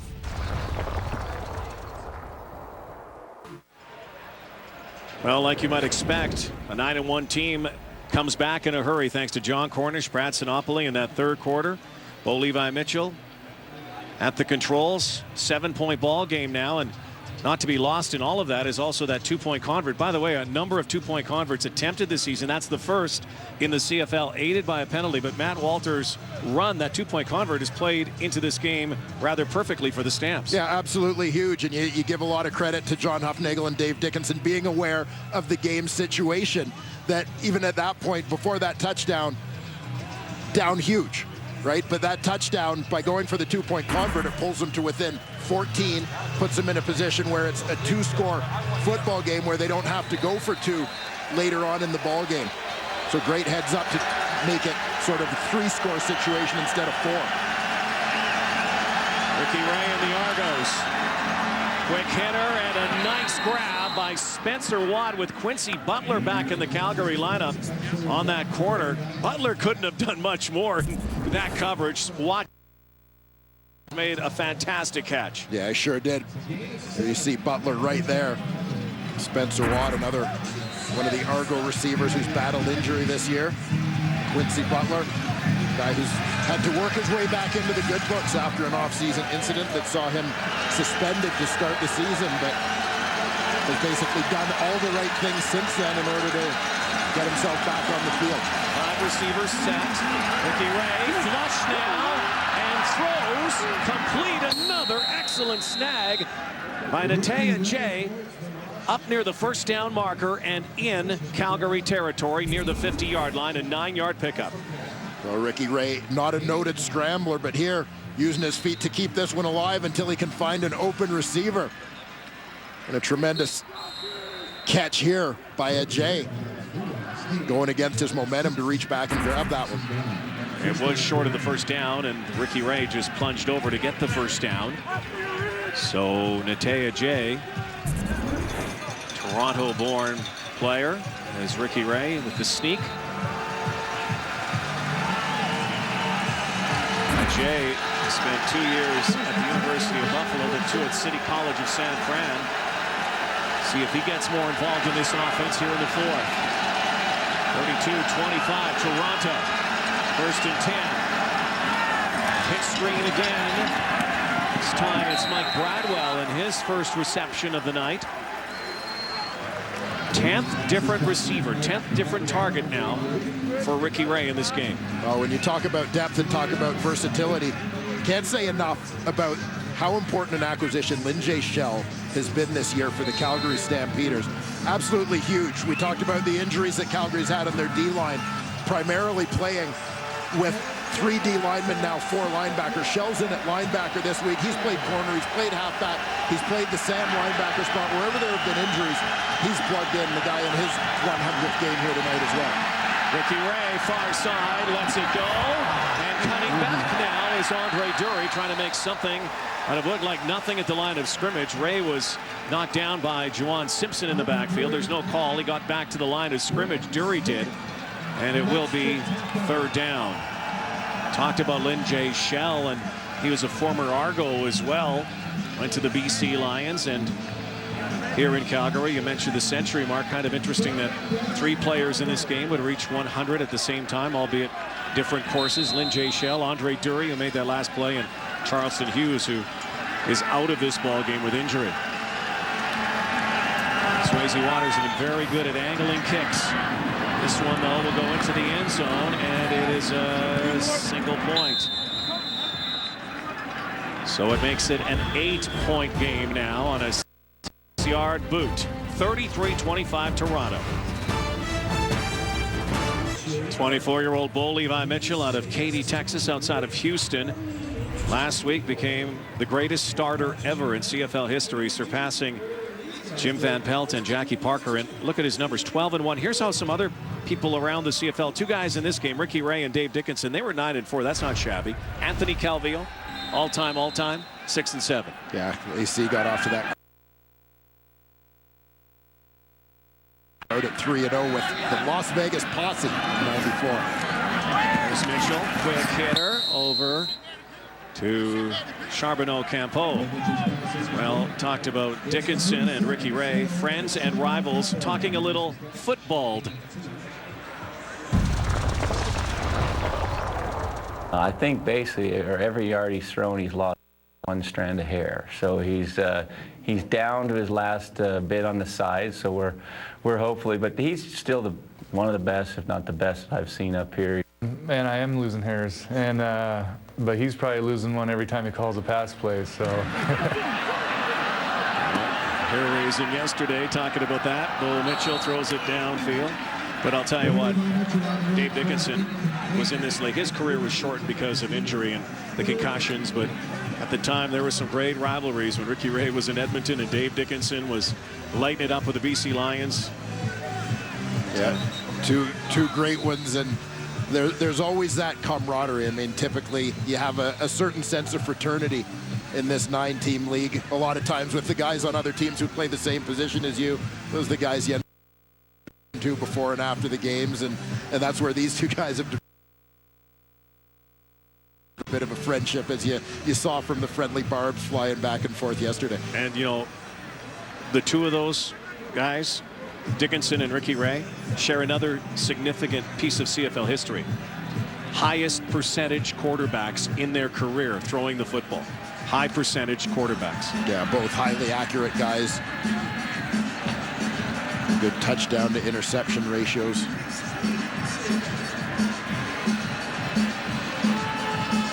Ricky Ray's not done, of course, although we were chatting with him yesterday about his possibility of going after a record like Anthony Calvillo's, another 30,000 yards away practically. He said, not a chance. No chance. Yeah, well, as he put it, you know, just past 50,000, so 25,000 has been half my career so far. But to get another 30, he figures is a pretty long haul. It's not quite ready to make that commitment. Began his career up in Edmonton. Won a Grey Cup in his 2nd season with the Eskimos. Another Grey Cup, and then went to Toronto in 2012. Hard to believe it's been 22 months since the Argos won that cup. Scott Milanovich, his first year as a head coach, won the cup. Last year 11-7, and this year just 3-7. Change that today, though. Could grab sole possession of first place in the East. A lot of football on this one left. Brandon Smith brought down by a gang of red jerseys. 33-25 the score. Ricky Ray brings his offense back on the field. Dwayne Ford, Jermaine Franklin, our entire crew here at McMahon Stadium. That one on the left's a real dog. Do you really say that? 33-25 Argonauts. Steve Slayton up the gut. 4-yard pickup. Argonauts, if you're just joining us, had a 22-point lead, 32-10. Stampeders have stormed back. A reminder, the second half of our doubleheader, Winnipeg Blue Bombers and BC Lions. Key battle in the West after this one, which looks like it could come down to the wire. Despite the difference in their records, these teams have formed quite a rivalry through the last few years, and Toronto has won 6 of the last 8 against the Stampeders in the regular season. There's the rush, big hit on Ray. Levon Brazil has it, and he will move the sticks. Ricky Ray did well to get that pass away as he was belted. Yeah, stood in, knew this one was coming. Sean Lemon from the bottom of the screen. Unblocked man right in Ray's face.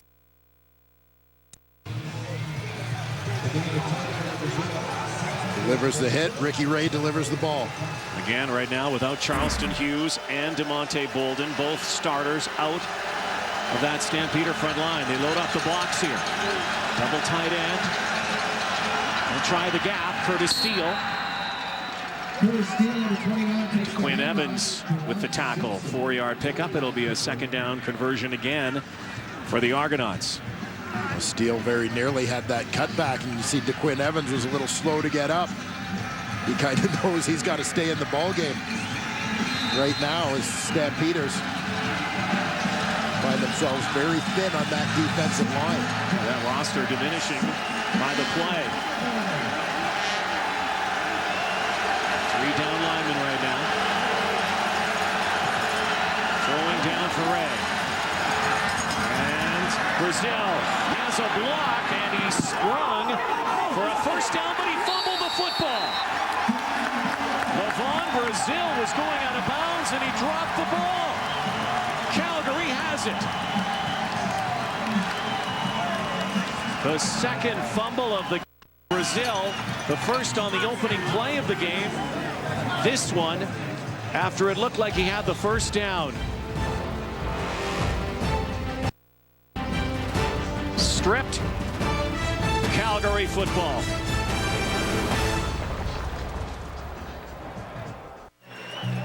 When we chatted with Ricky Ray and Scott Milanovich yesterday, what was the one thing that they talked about in this football game that will help them win? Taking care of the football. You got to protect the ball. Can't say it enough. Turnovers. It's the one stat that most accurately predicts the outcome of football games. Argos are last in the CFL. The takeaway giveaway at -11. There you see Brandon Smith. Stampeders Brandon Smith with the strip. Deron Mayo falls on the ball that just seemed like it was sitting there forever. Yeah, it looked like it was a dead play for a moment. Everybody was standing around. The old saying is never. Stampeders football. Argos have coughed up the football twice. Stampeders 3 turnovers. Levon Brazil is not doing a lot to endear himself to his coaching staff at the moment. 2 turnovers today for Brazil. Again, a guy who spent time in the National Football League with Indianapolis. So now Bo Levi Mitchell back at it.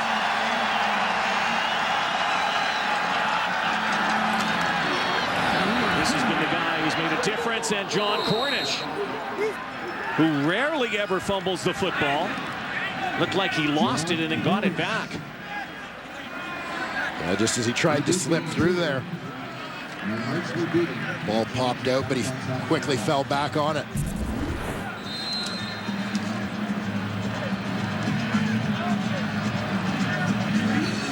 There you see the ball popped out. Couldn't see the number on the Argo that made that hit. Second down and 8. Here come the Argos. There goes the football. Caught by Nick Lewis on the sideline. Evan McCullough the tackle, but a first down again for the Stampeders. And that's a season high 5th catch of the ball game for Nick Lewis. Just a quick out to move the sticks. 18-yard pickup for 12 all-time. CFL all-time list. Nick Lewis Nation loves it. Direct snap again to Cornish. He's got some room again behind cover. Cornish battles down to the 25-yard line. Cornish with a couple of carries on this possession. His first touches since that 70-yard touchdown run.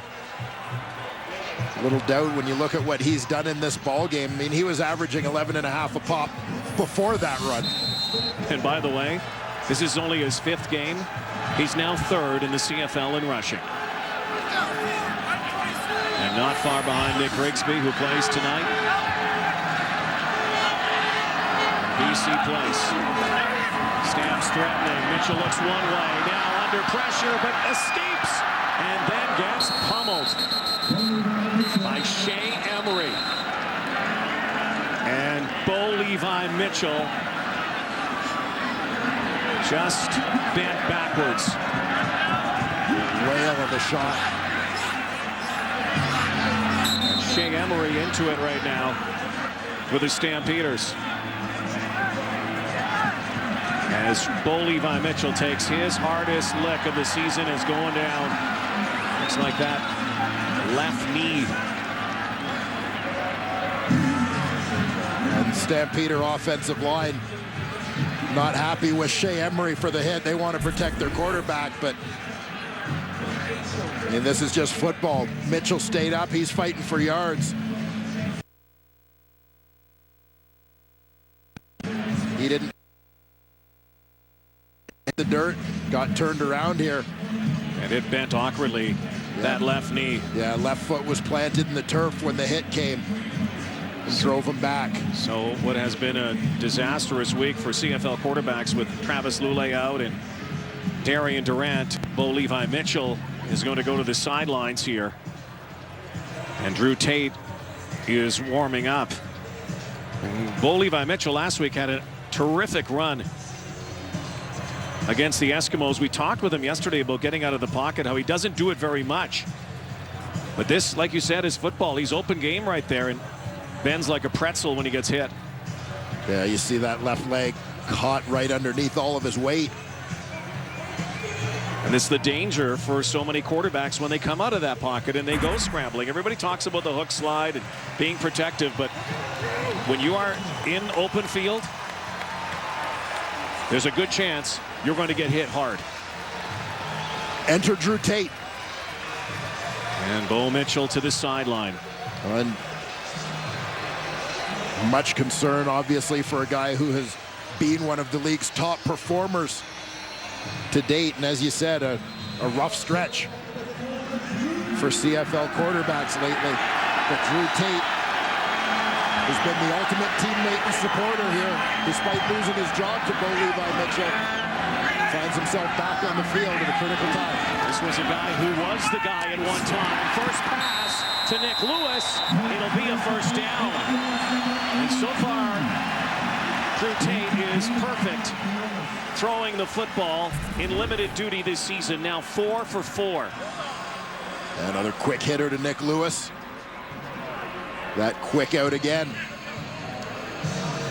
Drew Tate took over the starting quarterback job from Henry Burris late in the 2011 season. Led to the trade of Burris to Hamilton. Battled some injuries ever since.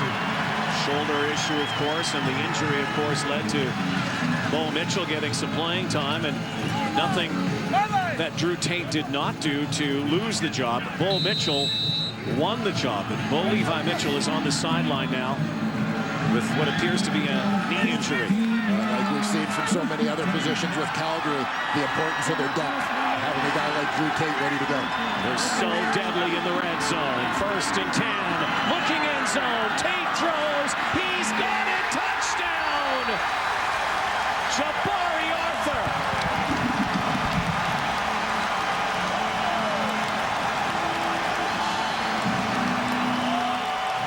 team cannot be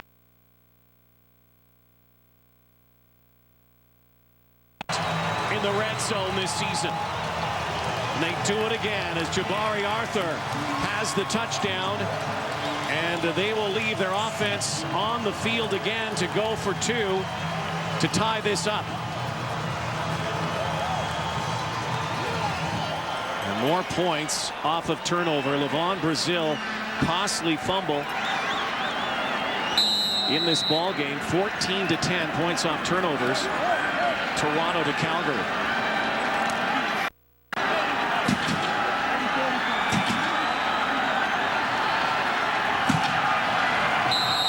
And the Argonauts are going to give up a couple more yards. It'll be half the distance unless they were drawn.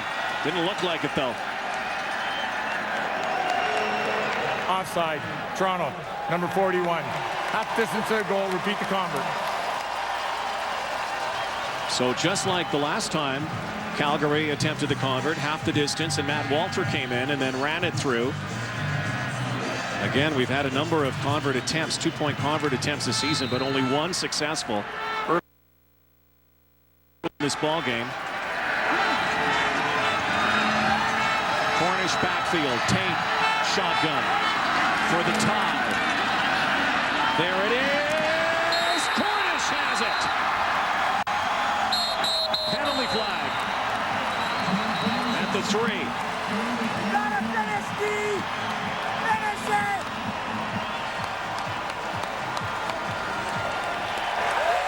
Offside, Toronto, number 26. Convert scores 2, applied on the kickoff. We are all square. The Calgary Stampeders down 22 have come all the way back.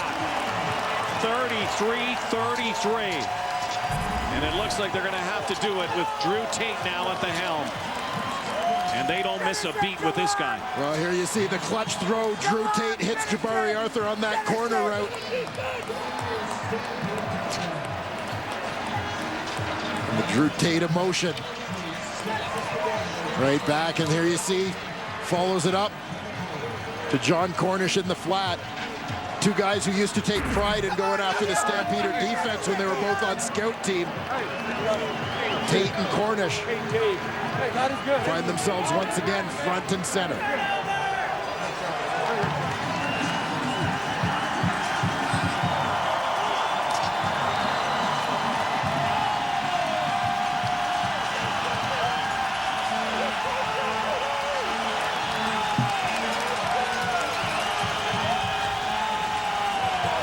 CFL command is looking at the 2-point convert. They review all scoring plays to see if Cornish indeed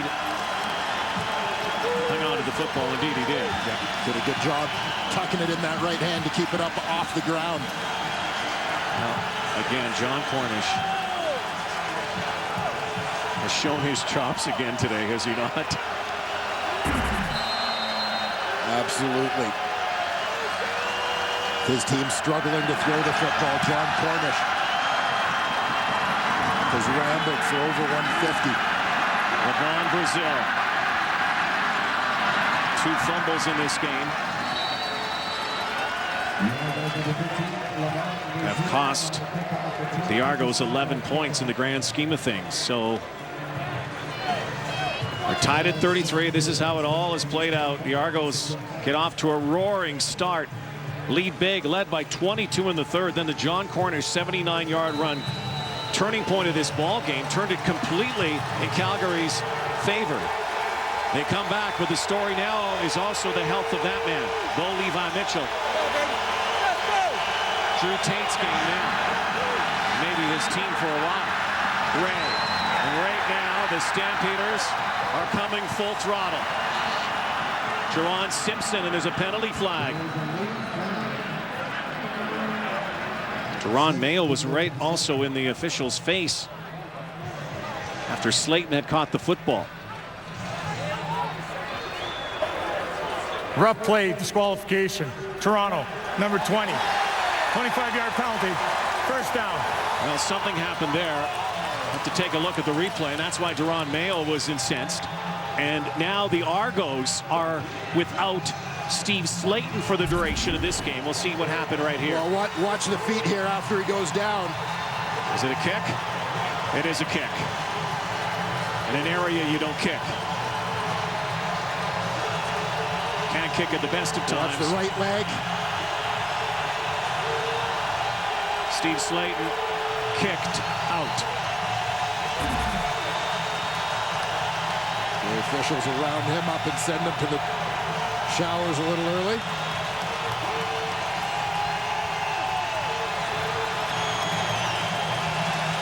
What an interesting football game this has been in terms of ebb and flow. I don't think there's been a game like this one all season in the Canadian Football League. It's had its share of drama, that's for sure. Some key players out of this game. Slayton now obviously with the disqualification, but injuries to Charleston Hughes, Bo Levi Mitchell. Toronto again thin at receiver with Trent Guy down.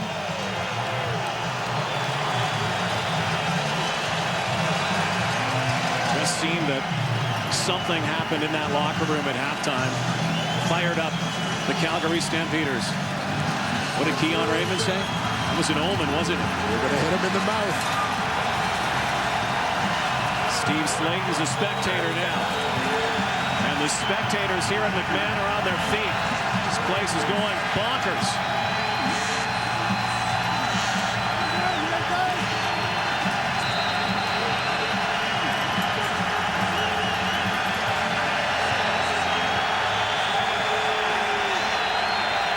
Second and 27 yards.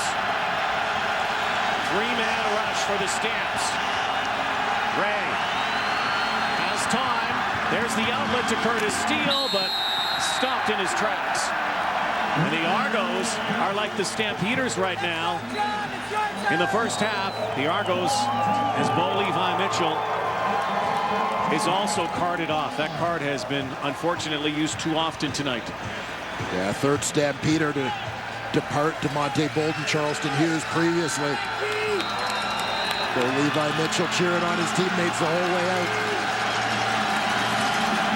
Tables have turned here significantly in the second half. Cunningham slipped up. Stampeders on a 13-yard return will scrimmage inside Argo territory with 3.5 to go. John Cornish, always the Calgary Stampeders' #1 weapon, and never more than today.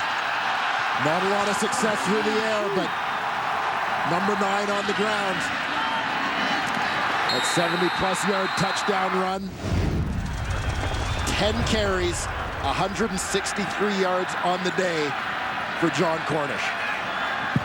And bet he's not done. Drew Tate at the controls. Bo in the locker room, and Tate to Rice, and Drew Tate now 6 for 6 on the season. He has not thrown an incomplete pass. 16-yard gain.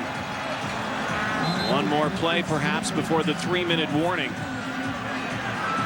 No, they're going to call it now. Right on the dial. 3 minutes left in the fourth quarter. Stamps have stormed all the way back. Drew Tate in relief has helped the upsurge. 33-33 in Calgary. A reminder, when this game is done, we'll head off to BC Place. Andrew Harris and the Lions getting set for the Winnipeg Blue Bombers in a big battle in the West. That is coming up in our doubleheader. But this game is tied in Calgary, and it is late. Back to Rod and Dwayne. Thank you, Rod. Drew Tate in relief. Helped tie this game up. Stampeders down 22 in the second half. We're down 26 in the game early on. Mo Price now running room. Jermaine Gabriel may have saved 6 there. Should the Stamps win this game, it would match the biggest comeback in their history. They were down 26 back in August 1987 against Ottawa in the third quarter. and ended up winning 39-38. They were down 26 in the second quarter in this game, 22 points down in the second half.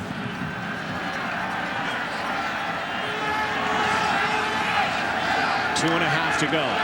1st and 10 from the 26. Here he is. Cornish. Hennestein, first down.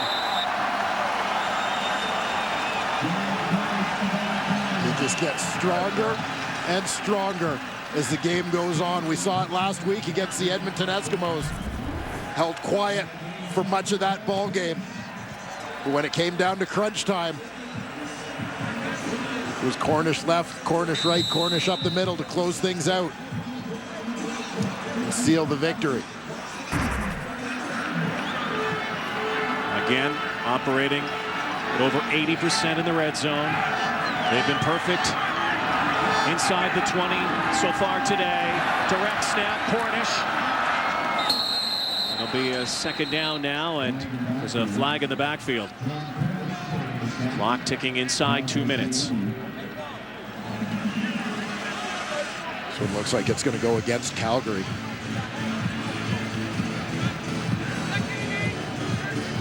Brad Sinopoli will bring a play in.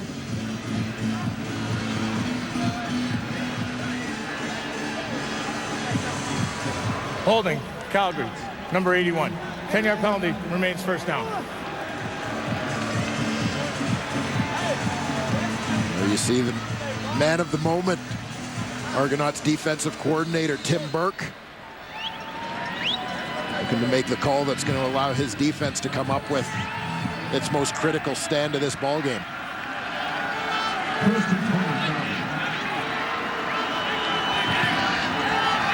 First and 20. Quick hitter. Cornish to the 20, to the 10. He'll score. Touchdown, Stampeders.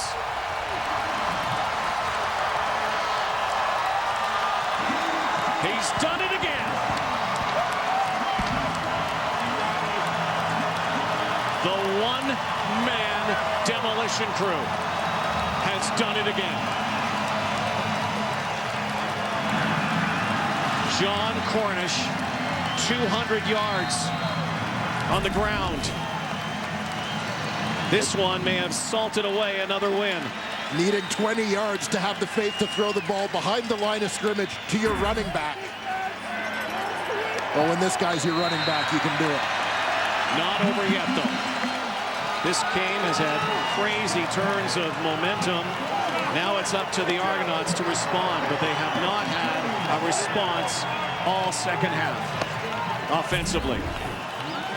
Watch the execution here by the Stampeders. We call Cornish from the backfield the one-man wrecking crew, but he's got a whole lot of help from his receivers on this one. And you've got to love when these guys, there's one, there's two, there's three Calgary receivers, guys whose main job is to catch the football. And as Milton Jacques will tell you in the studio, typically don't like a lot of contact, but they're out there doing the dirty work to make that play happen and give their team the lead. Well, the guy who leads the herd, of course, is the guy who blocks better than any of those guys, and it's contagious, Nick Lewis.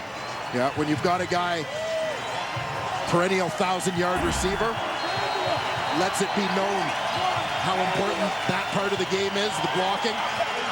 You're absolutely right. It trickles down to the younger guys. 200 yards offense, 174 on the ground, 33 yards in the air. Pair of touchdowns, a two-point convert as well. So now it's up to the Argonauts, who had it all in the first half and have had nothing offensively in the second. Complete reversal of fortune for both teams. Half to half here. LeVon Brazil waits for some blocks, now cuts back and gets a good block there. Brazil now weaves his way up near the 40-yard line. 26-yard return from LeVon Brazil, who's been guilty of a couple of fumbles in this game, but now Ricky Ray, who's been down this road many, many times in his career, with the 99-second offense. A great first half, not much success here in the second, but we'll see what Ricky Ray's got up his sleeve for the final minute 39. Stampeders rallying back. Can the Argos come back now? Down 7. There's the pass. Bobbled by Barnes, but first down. They'll hurry it up. 13-yard gain for Jason Barnes, an earlier touchdown. Argos scored 4 times in the first half. They led 29-3, 26-point lead, and have given it up. Ricky Ray over 300 yards passing. 3-man rush again. Ray now decides to retreat and then finds Spencer Watt. They're going to give him progress. It looks like he'll be about 1.5 yards, maybe 2 shy of the first down.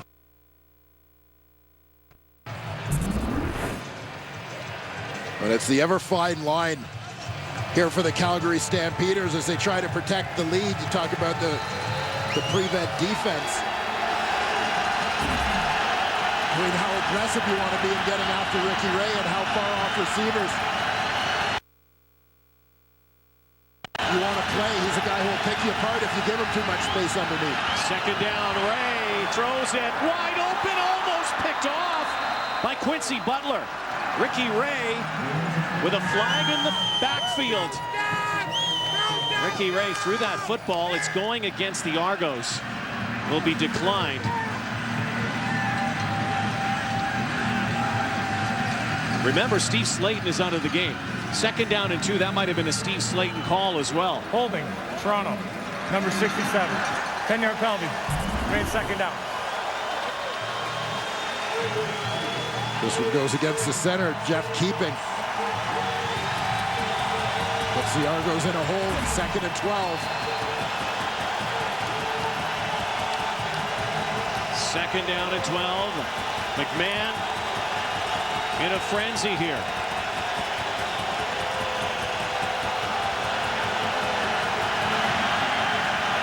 Ray looks in trouble now. He throws sideline, caught by Levon Brazil, and the Argos are arguing the spot on the far sideline. It looks like he'll be about 1 yard, maybe a half yard short of the first down.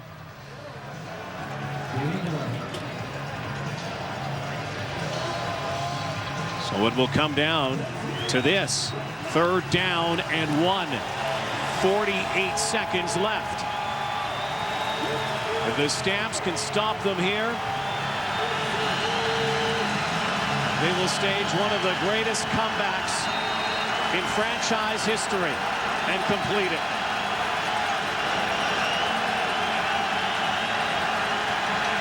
Steele, first down, not over yet. 44 to go. A big run there from Curtis Steele, with everybody in the building knowing he's getting the ball.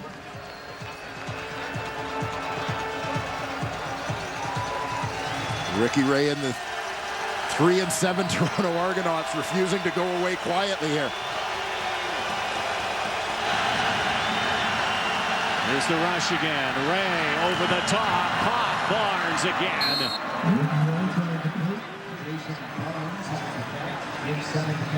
You know, somewhere in this series, you're also going to hear from number 32, Andre Dury, back in the lineup.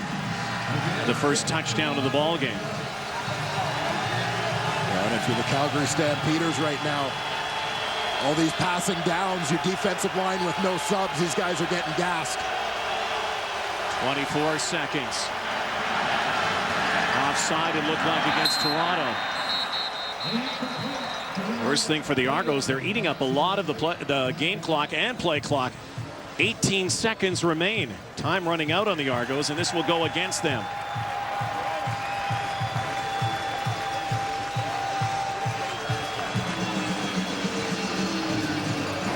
Offside, Toronto, number 81. 5-yard penalty, remains first down. 1st and 15.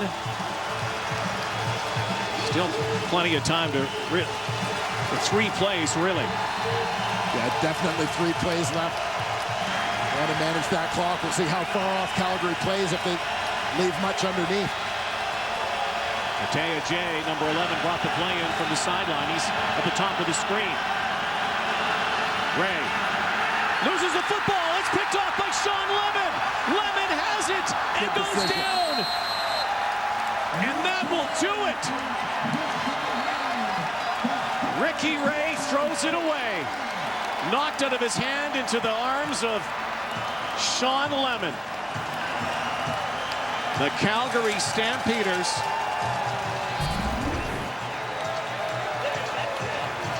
just as Ray stepped up to try and throw this one, Sean Lemon, he stripped from behind. I think it was DeQuinn Evans coming from the top of the screen who gets him from behind, tips that ball loose.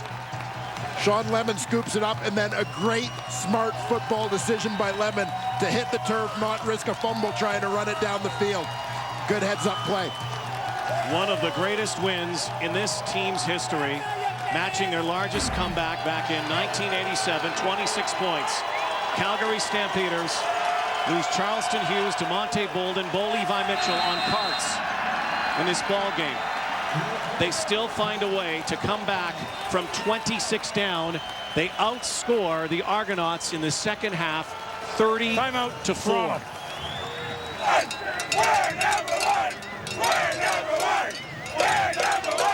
They speak the truth.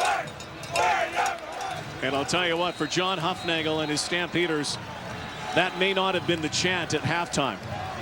Down big, Scott Milanovich and the Argos could only watch in the second half. Turnovers costly. But the key to this game, number 9, John Cornish again. Almost solely brings his team back. One more play here. Give a lot of credit to Drew Tate, who's been sitting on the sidelines. He had only thrown 3 passes coming into this football game. Came on, went 6 for 6. Threw the winning touchdown pass. What a game for John Cornish. A remarkable comeback tonight in Calgary. The Stampeders 26 down.